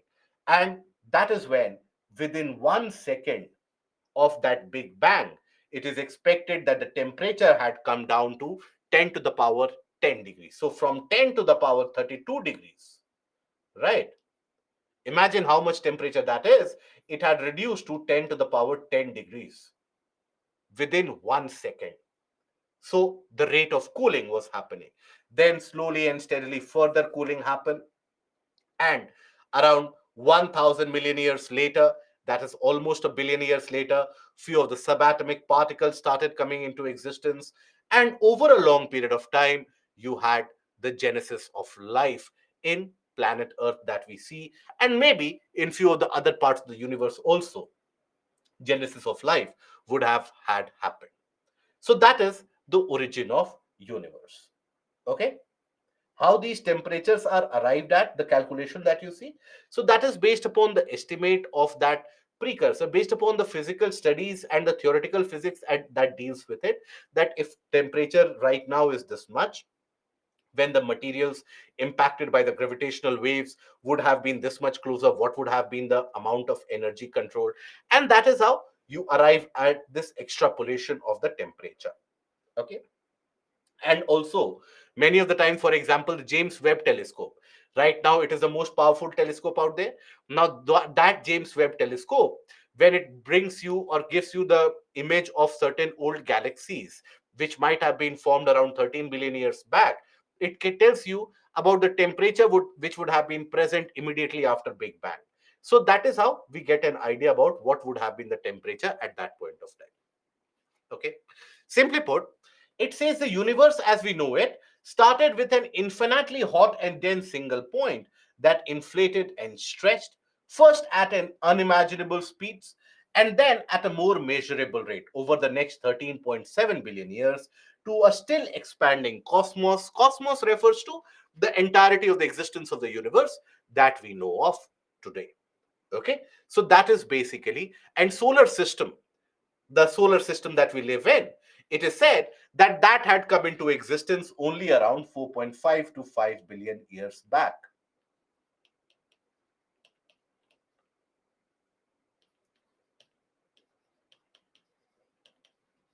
Billion years. That is estimated age of the solar system that we see.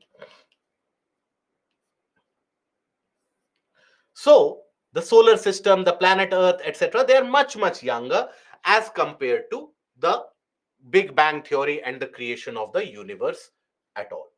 Okay, so now that is your brief idea about the origin of the universe. All the earlier theories, they were basically rejected. It was only the Big Bang theory which was accepted.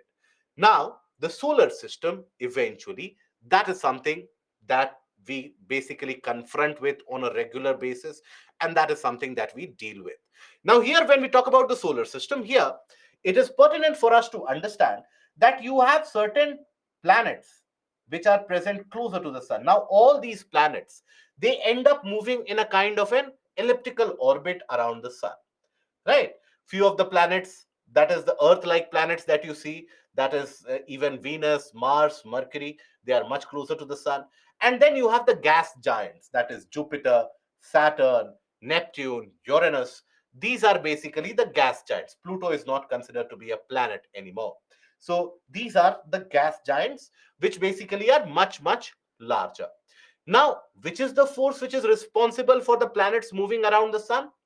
Which is the force? It is the force of gravitation. Okay, force of gravitation. How? So basically, let's suppose, yes, Ravi, perfect. So let's suppose you consider the sun here, you consider the planet Earth here. Now, basically, it is the planet Earth getting attracted by the sun, right? But at the same time, because of the velocity that Earth has, rather than straight away falling towards the sun, it will follow a kind of a path, somewhat like this. It will reach a new position here, right? Again, it is being attracted by the sun continuously, but it has got a velocity associated. So again, it will follow that path. This is the same principle involved when we talk about the movement of satellites across the planet. Again, it is the velocity which will put the planet in that falling path. And that is how the planet completes its movement around the sun. Okay, so that is basically the principle of gravitation being at work when we talk about the Earth and the sun. Now, the Earth in itself, it does rotate around its axis as well, and it does move around the sun as well. So it carries out rotation and revolution as well. So when it moves around the sun in its orbit, that is revolution. When it moves on its axis, that is rotation. Now, as the planet rotates on its axis, the side which is confronting the sun, that the side which is facing the sun, that will be brightened, and that experiences daytime, right? This is the lighted portion which will experience daytime, and the side which is away from the sun, they will experience what is nighttime. Okay, now they are separated by an imaginary line of sorts. Here you can see imaginary circle of sorts that will differentiate between day and night, and this will go on the other side as well. This is what forms what is referred to as the circle of illumination.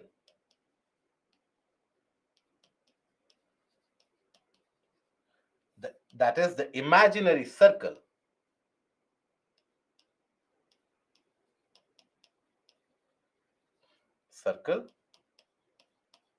which divides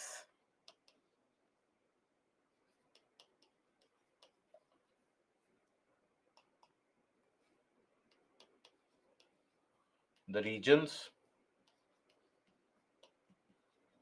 experiencing daytime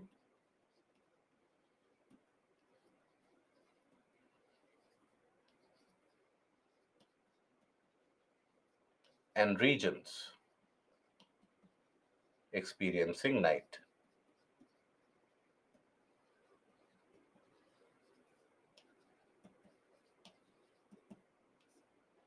That is the basic division that you observe in this case about the circle of illumination. Okay. Parshuram, can you repeat this point? Which particular point are you not able to understand, Parshuram? Please let me know. Which is it that you have not understood? So, as the planet rotates on its axis, half of the portion experiences daytime, the other portion will experience nighttime. Okay, the gravitation. Okay, fair enough. Understand the basic of it. Think about it in the basic form that let's suppose you consider this object. Now, this object, if I simply leave it here, right?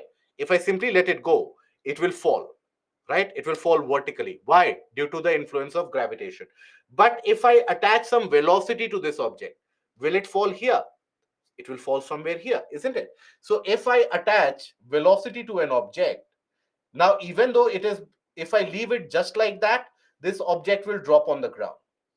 It will fall on the ground.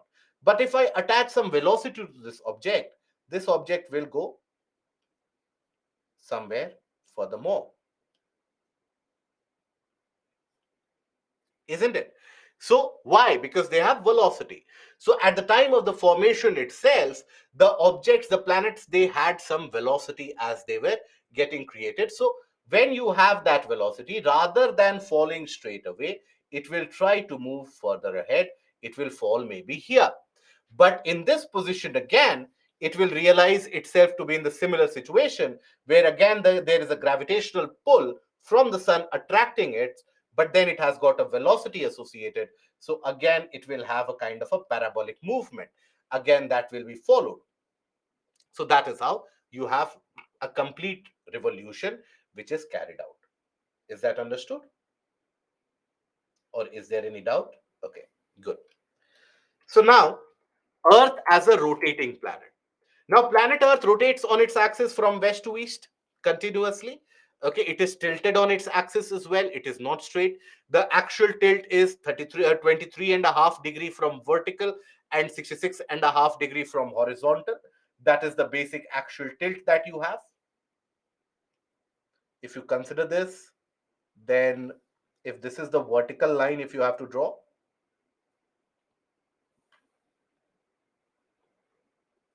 now if let's suppose you have to draw the absolute horizontal as well. So this angle is 23.5 degrees. And this angle is 66.5 degrees. Okay. Now, as the planet rotates on its axis, you will find that it takes around close to 24 hours or 1 day to complete one rotation. So 23 hours, 56 minutes and 4 seconds to complete one rotation, which generally marks 1 day. Now, the speed of rotation is something that we come at. That is something which will be useful at a later point of time in our discussion when we talk about Coriolis force, etc. But here, as the planet rotates on its axis, now think about it. The planet is a spherical object. The shape of the planet exactly, when you consider the shape of the planet, shape is considered as a geoid. Okay. Shape of planet Earth is considered to be a geoid. That is flattened around the poles,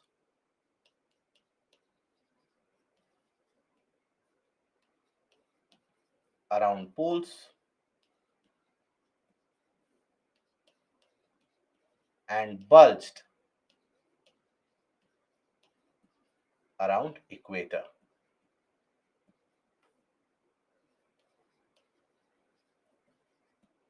So basically, if you can imagine this, it will be somewhat like this. Okay, so that is the kind of bulge that you see.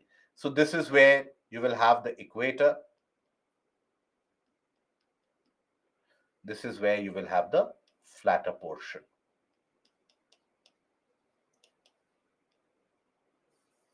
So that is the shape of the planet. Now, if you consider the shape of the planet in itself to be rotating, okay, if the entire planet is rotating, now understand this concept once. So if this entire planet is rotating, let's suppose here. Now, if I ask you a place here on the planet A, a place here B, and around the region of equator or the central point, that is place C. Now, in one rotation, do you think that the person standing at A, the person standing at B, and the person standing at C, will they be covering the same distance or will they be covering different distances in one rotation? What do you think? What does your common logic tell you? That will they be covering the same distance in one rotation or will they be covering different distances?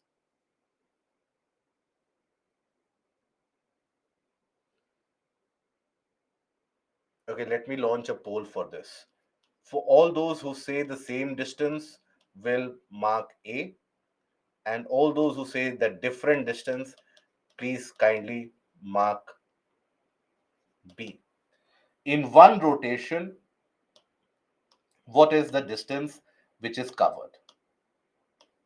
Same or different?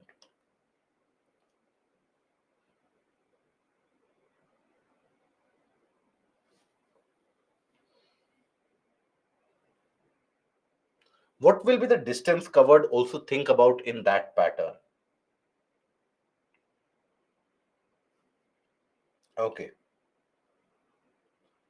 So we have a good 34% who say it is A and 66% who say it is B. The correct answer, however, is going to be B, that they are going to cover different distances.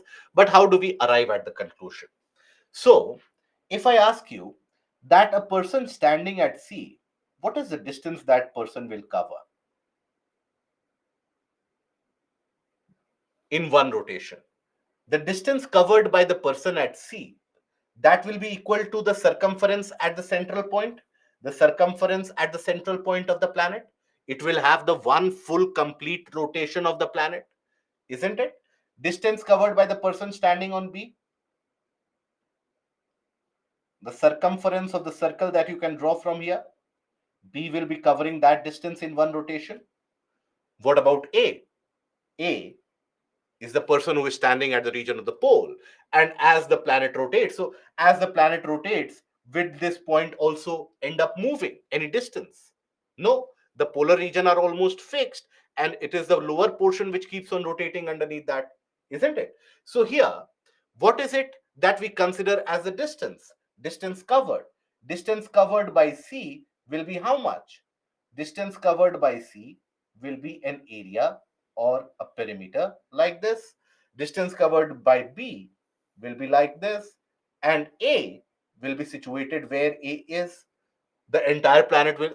Similarly, if someone is placed at D, that person also won't be covering any distance as the planet rotates. If ever in your life you have seen a globe, how the globe rotates, you would have observed that the globe is fixed at both the hinges, isn't it? You would have observed that the globe is fixed and is in a way hinged from both the ends, and the rest of the globe rotates, but the hinges, they don't rotate. The hinges, they are fixed there it is, isn't it? You would, I'm sure all of you would have observed this at some point of time or in your life or the other.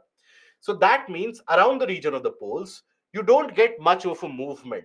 You're almost at the same place. But everywhere else around it, you end up moving. So that means the speed of rotation of the planet is going to be different at different places. Why? Because when we talk about speed, speed is equal to what? Is equal to distance covered by time taken.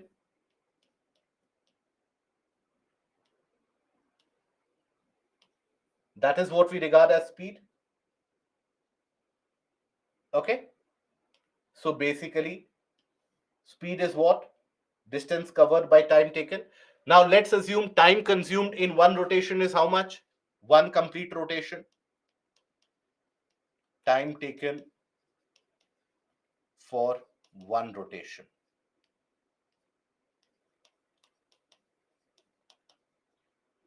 is approximately equal to 1 day.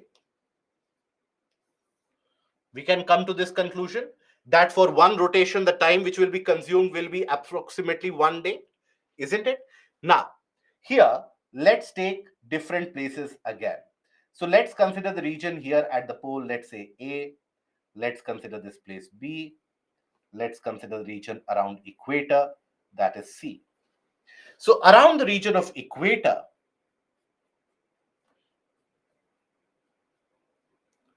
the distance that will be covered by a person who is standing at the equator in one rotation will be demarked by the circle that the person covers. Around the region of B, the distance that will be covered by the person will be around the circle that you draw around B. And A will largely remain in the same place in one rotation. Till now, any doubts that you have till now, up till this point? Any doubts? No? Perfect? Good. So here, what is the distance that they are covering? That is something that we have to calculate. So at equator is where the we consider the entire radius of the planet Earth. Let us consider this to be R, capital R.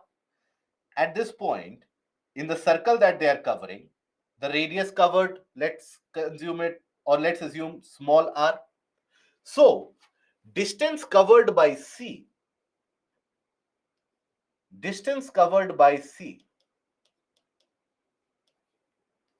is equal to how much? The circumference of the larger circle, isn't it? So what will be the circumference in this case? 2 pi r, capital R. I hope we know the perimeter of a circle is defined by the circumference that we have, that is 2 pi r. I hope that much concept is clear. Then distance covered by B will be how much? In one rotation, the distance covered by B will be is equal to 2 pi small r. Now we do know that larger r, the radius of the larger r, the radius of the larger circle is greater than the smaller circle here. So r is much, much greater than small r. So in a way, we can say distance covered by C is going to be significantly greater than distance covered by B. We can say that. That is one of the conclusions that we can draw from this. Now, distance covered by A will be how much? Distance covered by A will be almost zero. Very good. So when I calculate the speed of rotation at different places, so speed is equal to what? Speed is equal to distance by time. So speed of A will be what? Almost zero is the distance that they have covered. Time taken for everyone we are considering 1 day. So 0 by 1. Speed of B is equal to distance covered by B by 1, and speed of C is equal to distance covered by C by 1, right? So can we not come to a conclusion that in 1 day or in one rotation, C manages to cover the largest distance in one rotation, whereas A covers the smallest of the distance? For a brief moment, put yourself out of this image, put yourself out of everything here. So you have three people here, one, two, and three. Let's assume. Now, in a particular time period, 1 hour, this person covers, let's assume this is the C. This covers this much distance. In the same time, B covers this much distance. And in the same time, A covers even lesser than that. A covers this much distance. So can we say that all these speeds are same? Absolutely not. All the speeds are different. So the one who has covered the maximum distance in the time period, that person would have had the maximum speed. So speed of C would have been maximum. Then would have come the speed of B, and then would have come the speed of A. Isn't it? So similarly, when you apply the same concept here as well, so you come across a situation where speed of C is going to be much higher than the speed at B, which is going to be much higher than the speed at A. Speed at A is equal to 0. Okay, so that is why speed of rotation at any point on the equator is the place where, considered almost to the central of the planet, where the radius is the maximum, is at the rate approximately 1000 miles per hour at equator, decreasing. So almost 1600 kilometer per hour is the speed of rotation at equator, decreasing to 0 at the region of the poles. Okay, so that is the difference in terms of speed. Is that understood? Or is there any issue in that? Understood? Perfect. Okay. Now, this is something which is also at play when you observe the satellite launches. Why and how? So, the speed of when you are launching the satellite, you are basically, why do we use rockets for the launch of satellite? To provide them with enough amount of thrust, to provide them with enough amount of velocity that they can escape the gravitational pull of attraction of the planet Earth, isn't it? The escape velocity of 11.2 kilometer per second, if they exceed that, that is when they will be able to escape the gravitation. So higher the speed of the rocket, better is it for the satellite launch. Now, for higher speed of rocket, if the planet's rotational speed is also high, now imagine the planet is rotating and around the equator, here you have launched a satellite. So as the planet rotates, the rocket gets the additional push. This is the reason, because the rotational speed of the planet is highest at the equator. This is the reason why majority of the satellite launches are done closest to the region of equator. If we are talking about a country which is not situated at the region of equator, they will do it at their southernmost or the northernmost point, right? Even in India, we observe that the satellite launch stations are where? Around the region of southern part of India. And always they will launch in the eastward direction to add on to the speed of the rotation of the planet, to gain from the speed of rotation of the planet, isn't it? So always you will observe that the satellite, when it is next time when the satellite launch happens, when it is telecast on the television, you will observe that it moves eastwards significantly. Okay, so this is the reason majority of the satellites are launched closer to the equator.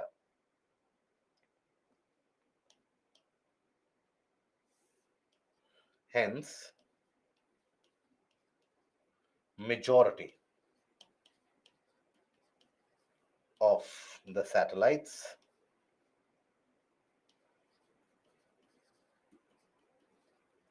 are launched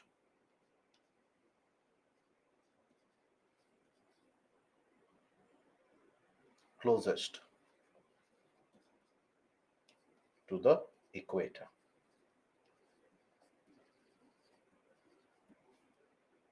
to benefit, in order to benefit from the high speed of rotation.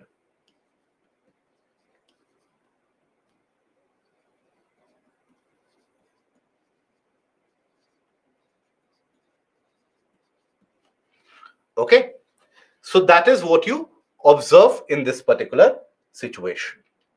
Okay, I hope this is clear to all of you guys. See, I want you guys to be able to imagine here. This is one of those areas where the better you are able to imagine, the better you are able to postulate, easier it is to comprehend and understand. Okay, this in itself has a lot of implication, guys. Later on, we'll talk about the implication when we come to climatology, when we come to oceanography. The reason that if you want to move from one place of the planet to the other, you cannot simply move in the straight line. There is a natural bending which happens due to this speed factor, the Coriolis force. So all that we will study later. All of that is derived from this basic concept that we have just now studied. Then, revolution. Now, planet moves around the sun in an elliptical orbit. It is not circular, it is an ellipse. And it takes close to around 1 year, 365 days to complete that. And basically, it moves in an anti-clockwise direction. Now, about this rotation, about this revolution of the planet, here, when you talk about the revolution, so at all times, the planet is tilted around on its axis at an angle of 23.5 degrees. The planet is tilted on its axis. So I want you to observe a particular phenomena carefully. Imagine this as well. Imagination is also required. Observe that the tilt is in the same direction. In all these four positions, the tilt of the planet is in the same direction, right? Now, it is basically the equator which divides the planet into northern and the southern hemisphere. Now, because of the different position, as the tilt angle remains the same, because of the positional aspect, different location of it, you would basically be observing that, for example, where let's consider the northern and the southern hemisphere. Hemisphere is what? Half of a sphere. So the equator divides the planet into northern hemisphere and southern hemisphere. So here, if I consider the northern hemisphere as this one, the southern hemisphere here also. So in position 1, can I not say that northern hemisphere appears to be tilted away from the sun and southern hemisphere appears to be tilted towards the sun? We can say that. So that means the southern hemisphere will get greater amount of heat, isn't it? So it is during this time when the northern hemisphere will get lesser heat. It will experience winter. This will experience summer.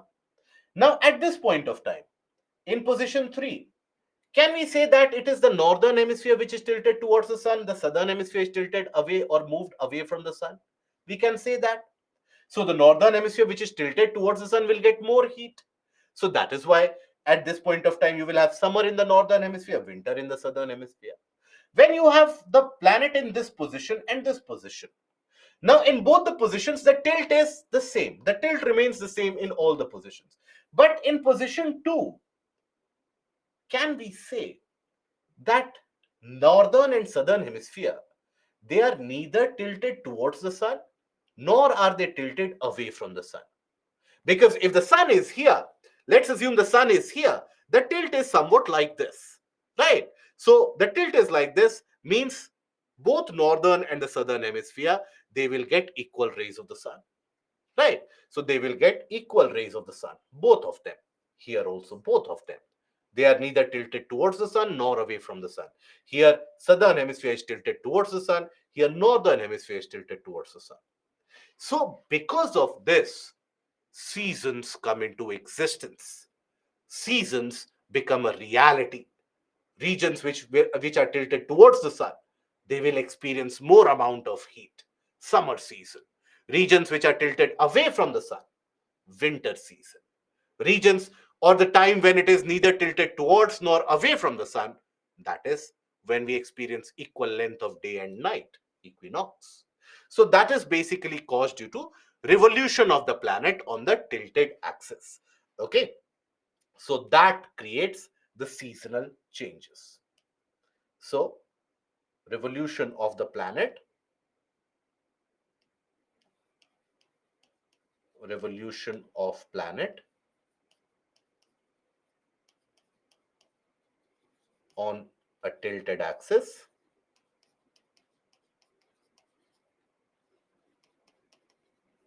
gives rise to varying length of day and night.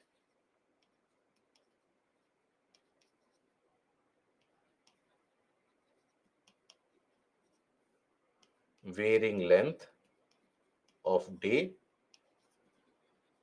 and night.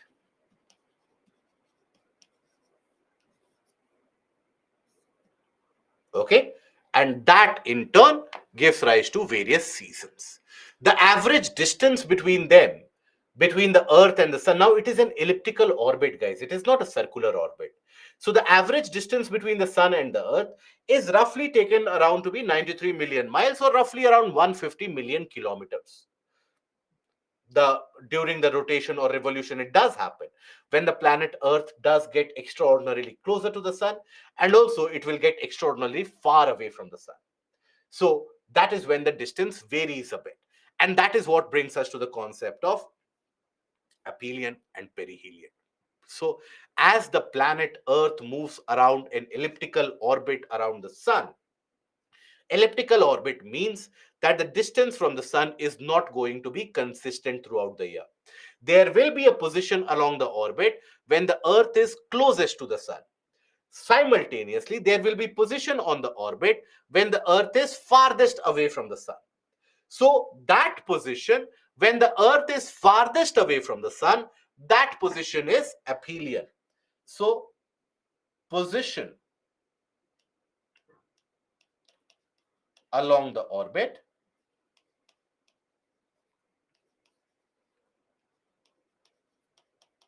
when Earth is farthest away from the sun.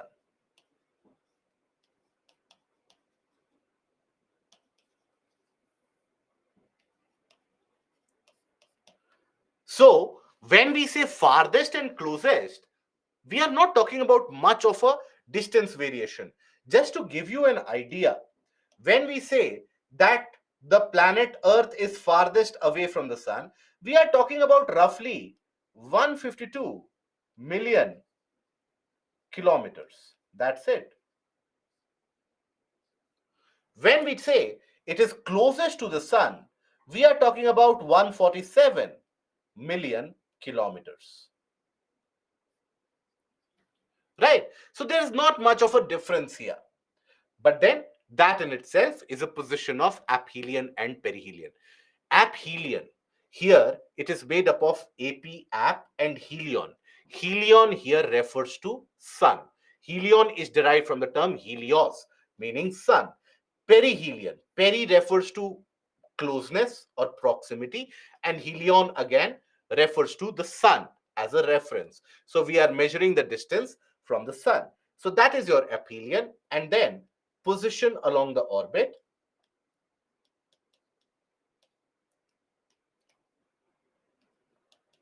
Along the orbit,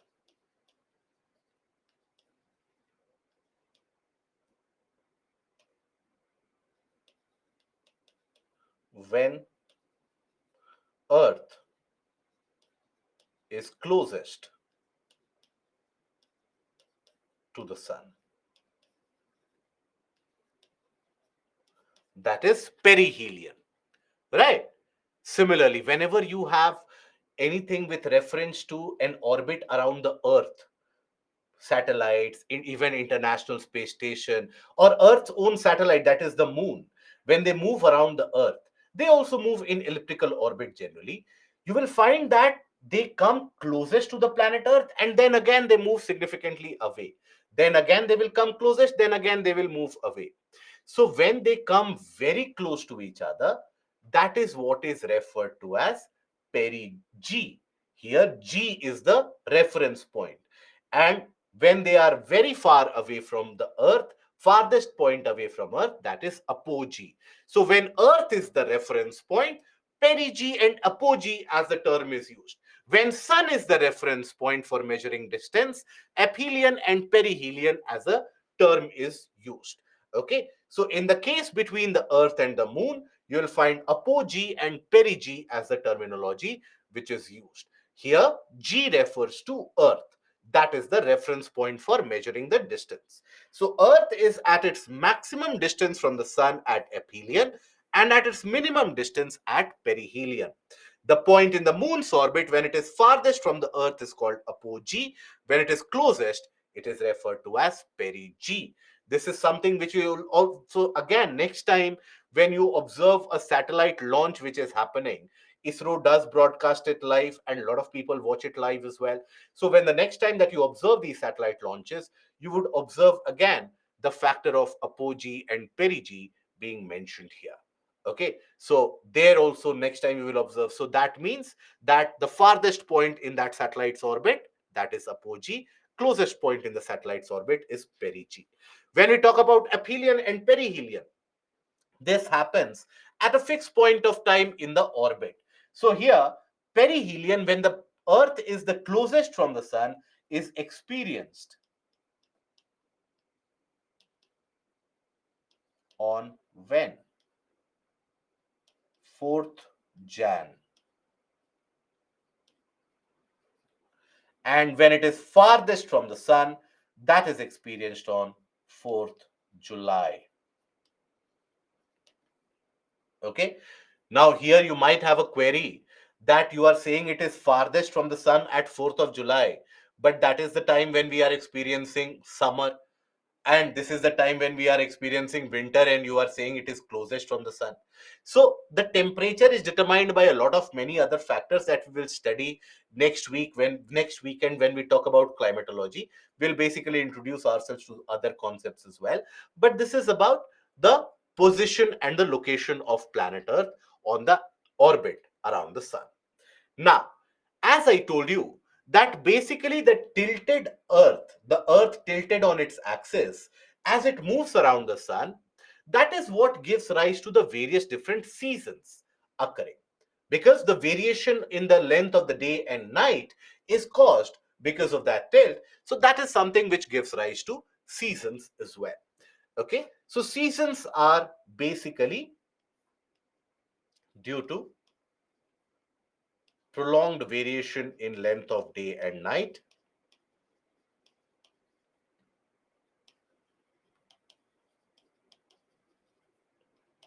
in length of day and night,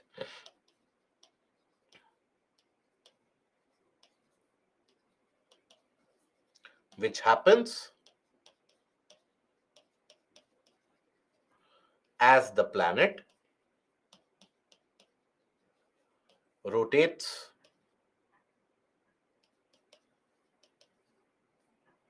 or rather revolves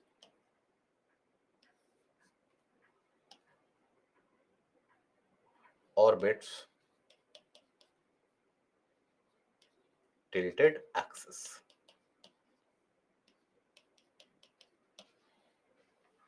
Okay, let me see. There are a few questions. How much time it takes for the moon to complete one round around the Earth? 28 days. That is the time it is taken. Goni. Kambapati, what causes Earth to move closer and away from the sun?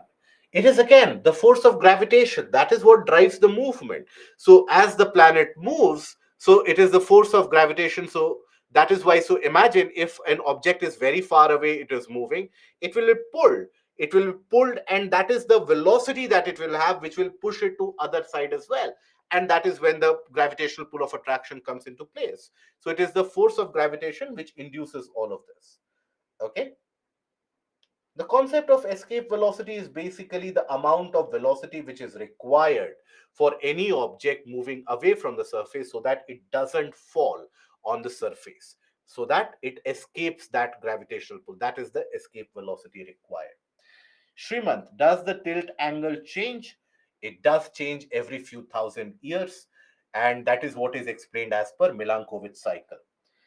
And after long years time, yes, it does change. The tilt angle changes ever so slightly after many thousands of years. That brings about extraordinary rate of heating and cooling, something that we'll talk about later if time permits. Okay, so I hope there is no further doubt. Does perigee and apogee experience? That varies. That basically because it doesn't follow the time period of 30 days, it follows the lunar time scale of 28 days. So whenever you observe, for example, generally uh, the blue moon, or in the sense that super moons that you observe where the moon appears to be larger than the normal size, that is generally observed during the conditions of perigee. Okay. And Shubham, ISRO launch pad is located in southern part. Yes, Sriharikota, very much across the southern part of the country. Right now, can this also be the reason for climate change throughout the history of the planet? Yes, that is the reason for the various glacial cycles. Okay. Now, here after this, we come to the portion of why the seasons happen and what is it that we experience during all these seasons. So, before that, let me draw the extent of the planet's position in various conditions.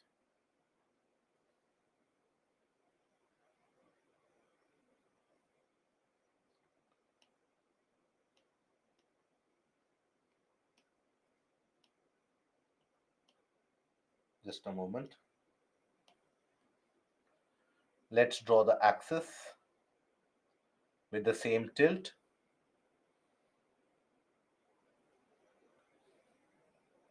Now, let's analyze what happens in each of these situations and how is it that it leads to various different conditions. So, first of all, we consider the this position when we observe winter in the northern hemisphere.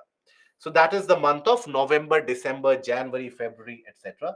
So here you observe this is the region of equator. This is your tilted axis, right? Now, this is the region of the North Pole. This is your Arctic Circle. And this is the circle of illumination, the imaginary circle of illumination that we talked about.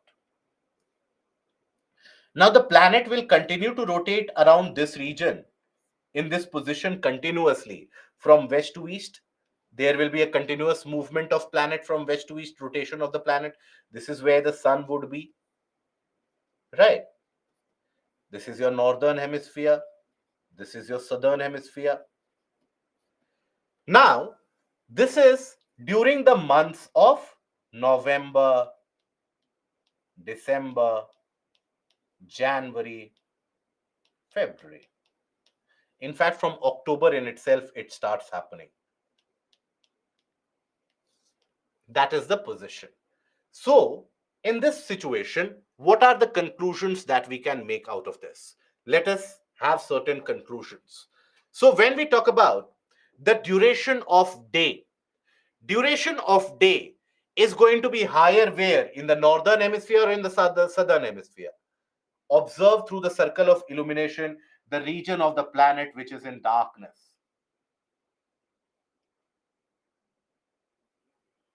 So the duration of day, it is going to be longer in the southern hemisphere or in the northern hemisphere? Always southern hemisphere. The duration of daytime in the northern hemisphere is going to be less. Very less portion of northern hemisphere is exposed to sunlight. Here larger portion of southern hemisphere is exposed to sunlight. So duration of day is higher. Or let me write it down separately.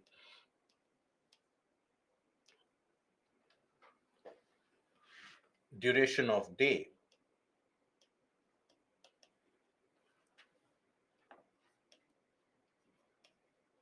is higher in southern hemisphere.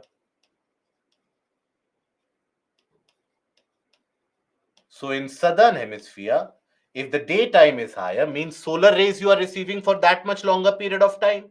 So that means it will be summer season in the southern hemisphere. Whereas duration of night, the cooling period is longer.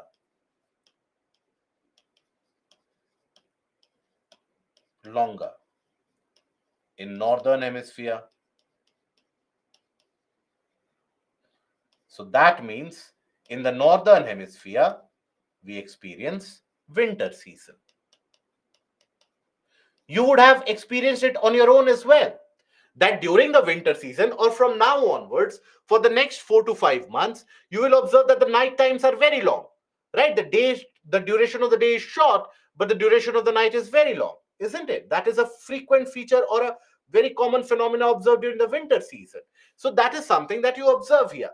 Now, then, what about the region of the poles? That is, if you talk about the Antarctic Circle, and here if you talk about the Arctic Circle. Now, consider both of them. First of all, the Arctic region. Now, here, if you observe that the region of the North Pole or the region of the Arctic being tilted away from the sun lies on the other side of circle of illumination. So, if the planet continues to rotate regardless of how many times the planet rotates, will this particular portion of North Pole, will it receive sunlight at all? What do you think? Will the region of North Pole receive sunlight because it is lying on the other side of the circle of illumination? Perfect. It won't receive sunlight at all, right? So the Arctic region remains in permanent darkness. Arctic region remains in darkness.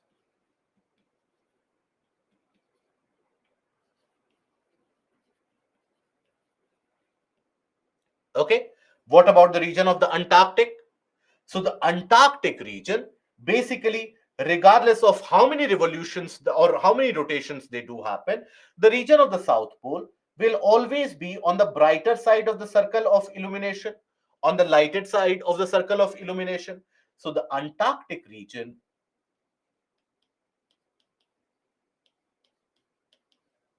region experiences continuous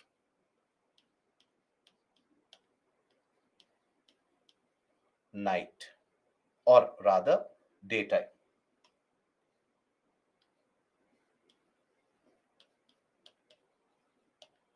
Okay, it experiences continuous daytime. So that means sun does not set below the horizon.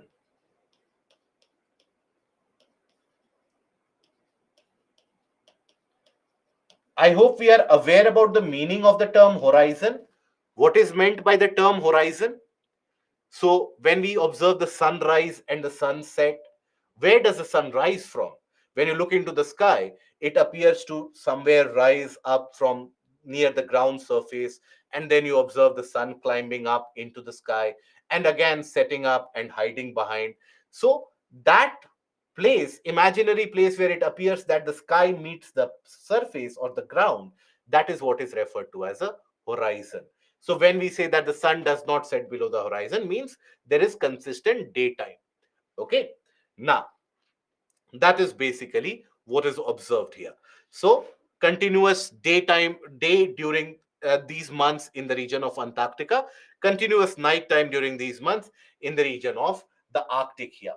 Now, after that, when we talk about the conditions where all these phenomena they are at their maximum, that is when you have the conditions of December or winter solstice.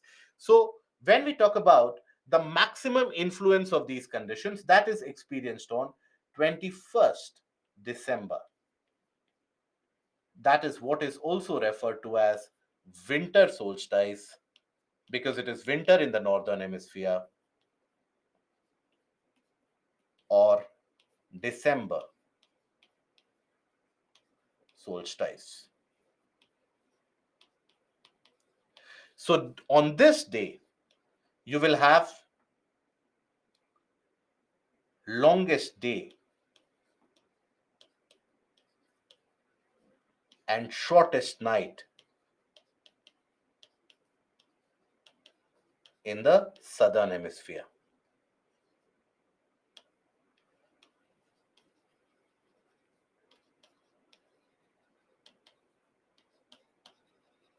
And basically, in the northern hemisphere, what you will have? Shortest day and longest night. That is what you will experience on 21st of December. That is when, because why do I say 21st of December? Because this is the position that you see on 21st of June. That is what is also referred to as a June solstice. This is the position that you observe on 23rd of September. So from June to September, that is the time taken for the planet to reach this position. This is the position that you have on 21st of December. So from this time, it takes these many months to arrive at the position. Then again, 23rd of or 21st of March. That is when it will travel this much distance.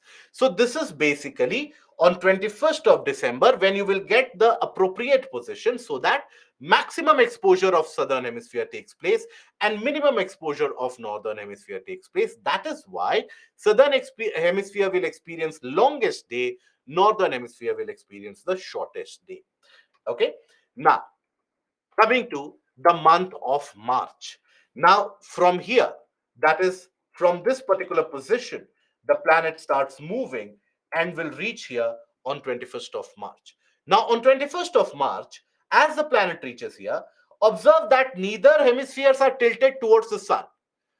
The tilt is such that if the sun is here, the tilt is neither towards the sun nor away from the sun, right? So both the hemispheres get equal amount of sunlight. That is something which happens during the months of March and September. September. That is Tilt is neither towards the sun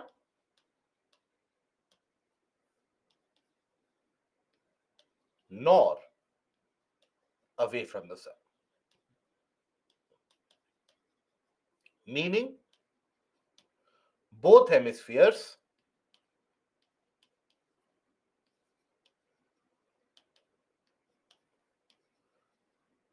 get equal exposure to sun and equal length of day and night.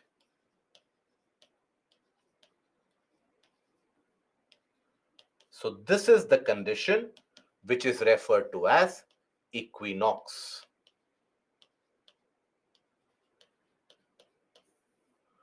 Okay, when you have equal length of day and night, that is in both the hemispheres, that is what is equinox. So that is observed on 21st of March and 23rd of September. So recently we basically crossed that condition of equinox, and now the planet is slowly moving into the condition of the winter season. So as of now, as we speak, we are in this journey as of now.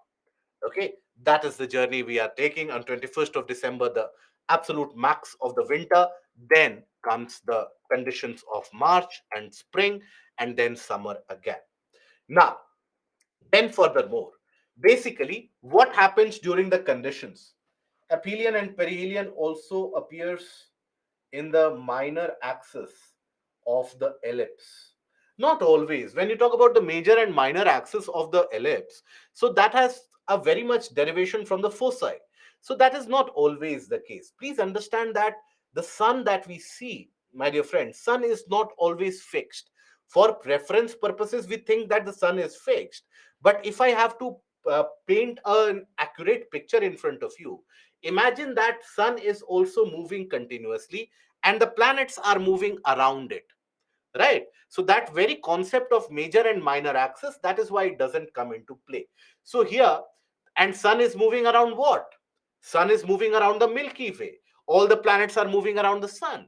So that is because of the gravitational wave distortion that is happening. So let's not go into that particular area. Okay, now, the dates that you see, basically, Shrimant, that roughly is a variation of 1 or 2 days here and there. For example, uh, on 21st, rather than 21st, you can have sometimes that experience on 22nd of December as well. So 21st or 22nd, right? So that 1 or 2 day difference, that always ends up happening. I'm sure there won't be a difference or variation beyond 1 or 2 days. Is that the case, Shrimant? Please let me know. Okay, now then for the month after March, from March onwards, the planet's axis is such that the northern hemisphere appears to be tilted towards the sun, the southern hemisphere appears to be tilted away from the sun. So from the month of April, May, June, July, and again August, in this condition, observe the planet. Now this is the equator. So northern hemisphere appears to be tilted towards the sun. Southern hemisphere appears to be tilted away from the sun. So summer in the northern hemisphere. Northern hemisphere will experience summer. Southern hemisphere will experience winter. So longer days, shorter nights in the northern hemisphere, right? Shorter days, longer nights in the southern hemisphere. Now, here, after this, in this case, obviously, when we have talked about the summer and the winter, the appropriate and the absolute max position will be observed on 21st of June, 21st, 22nd of June, is that is when it is observed. That is what is referred to as the June solstice or the summer solstice. So, 21st, 22nd June is what is June solstice or summer solstice. That is when in northern hemisphere, you will have the longest days and shortest night. Whereas in the southern hemisphere, you will have the shortest day and longest night. Okay. Now, what about the polar areas in this case? Suppose when we talk about the region of the Arctic Circle. Now, regardless of how many rotations that you carry out in this position, Arctic Circle will always be illuminated because it lies on the other side of the circle of illumination here, isn't it? Whereas the Antarctic Circle here around Antarctica, it will always be in darkness because it lies on the other side of the circle of illumination. So, Arctic region,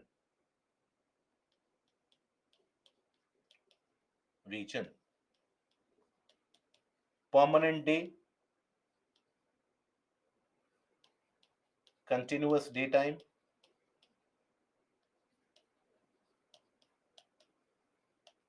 right? That means sun will not set down the horizon.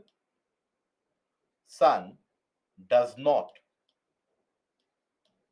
set below the horizon.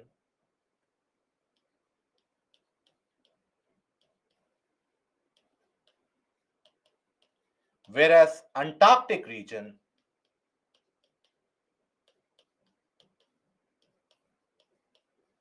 continuous nighttime,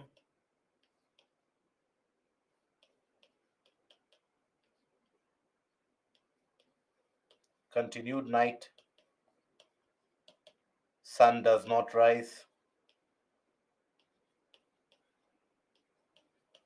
at all, isn't it? So during the southern winters, Antarctica will be in darkness. During the northern winters, Arctic will be in darkness, right? So it is all only because of the tilt that you observe that we get to experience all the various different types of seasonal variations. Okay, is this particular portion understood? Any doubts in that? Gauni, can you please repeat for spring and autumn, day and night duration?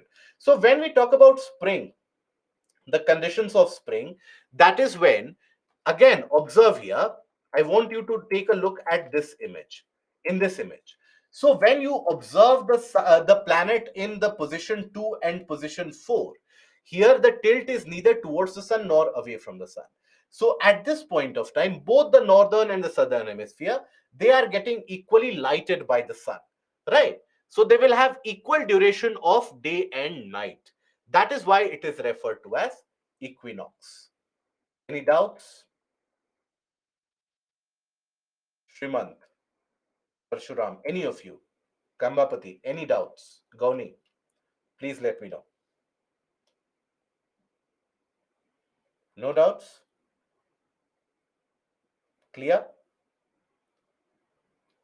Good.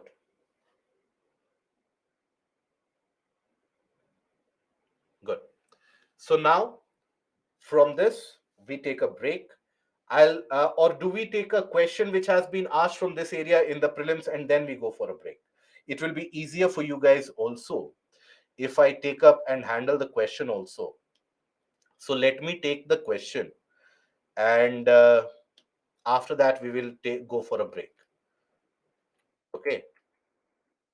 So this is the question which was asked in 2019, that on 21st of June, the sun does not set below the horizon at the Arctic Circle, does not set below the horizon at the Antarctic Circle, shines vertically overhead at noon on the equator, shines vertically overhead at the Tropic of Cancer. So something that we have covered, that is why I'm taking this question. Simple application of logic. What happens on 21st of June?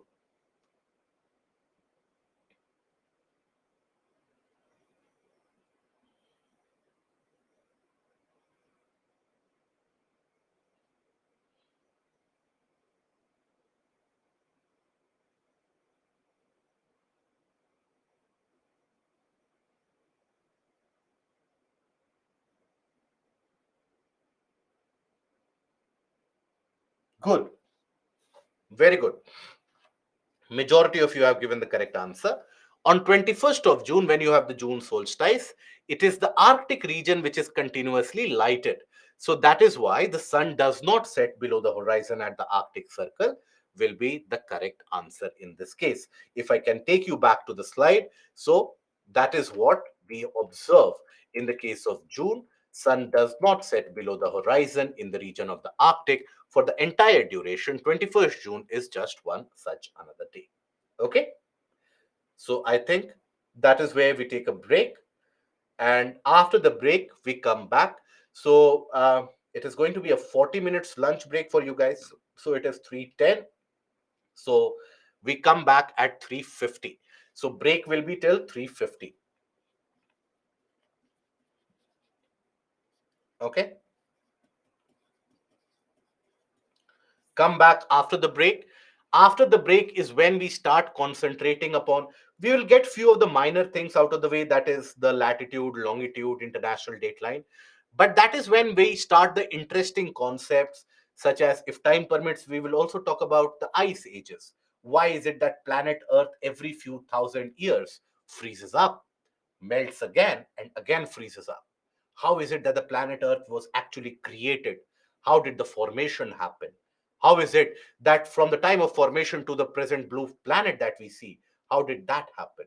All that we will take a look at it after the break. So take a break and we will be back. Leaderboard you want. For one question, you want the leaderboard. One question, everybody would have, most of them would have given the correct answer. So, as you can see. Okay. So we take a break and we'll be back after the 40 minutes, that is at 3:50.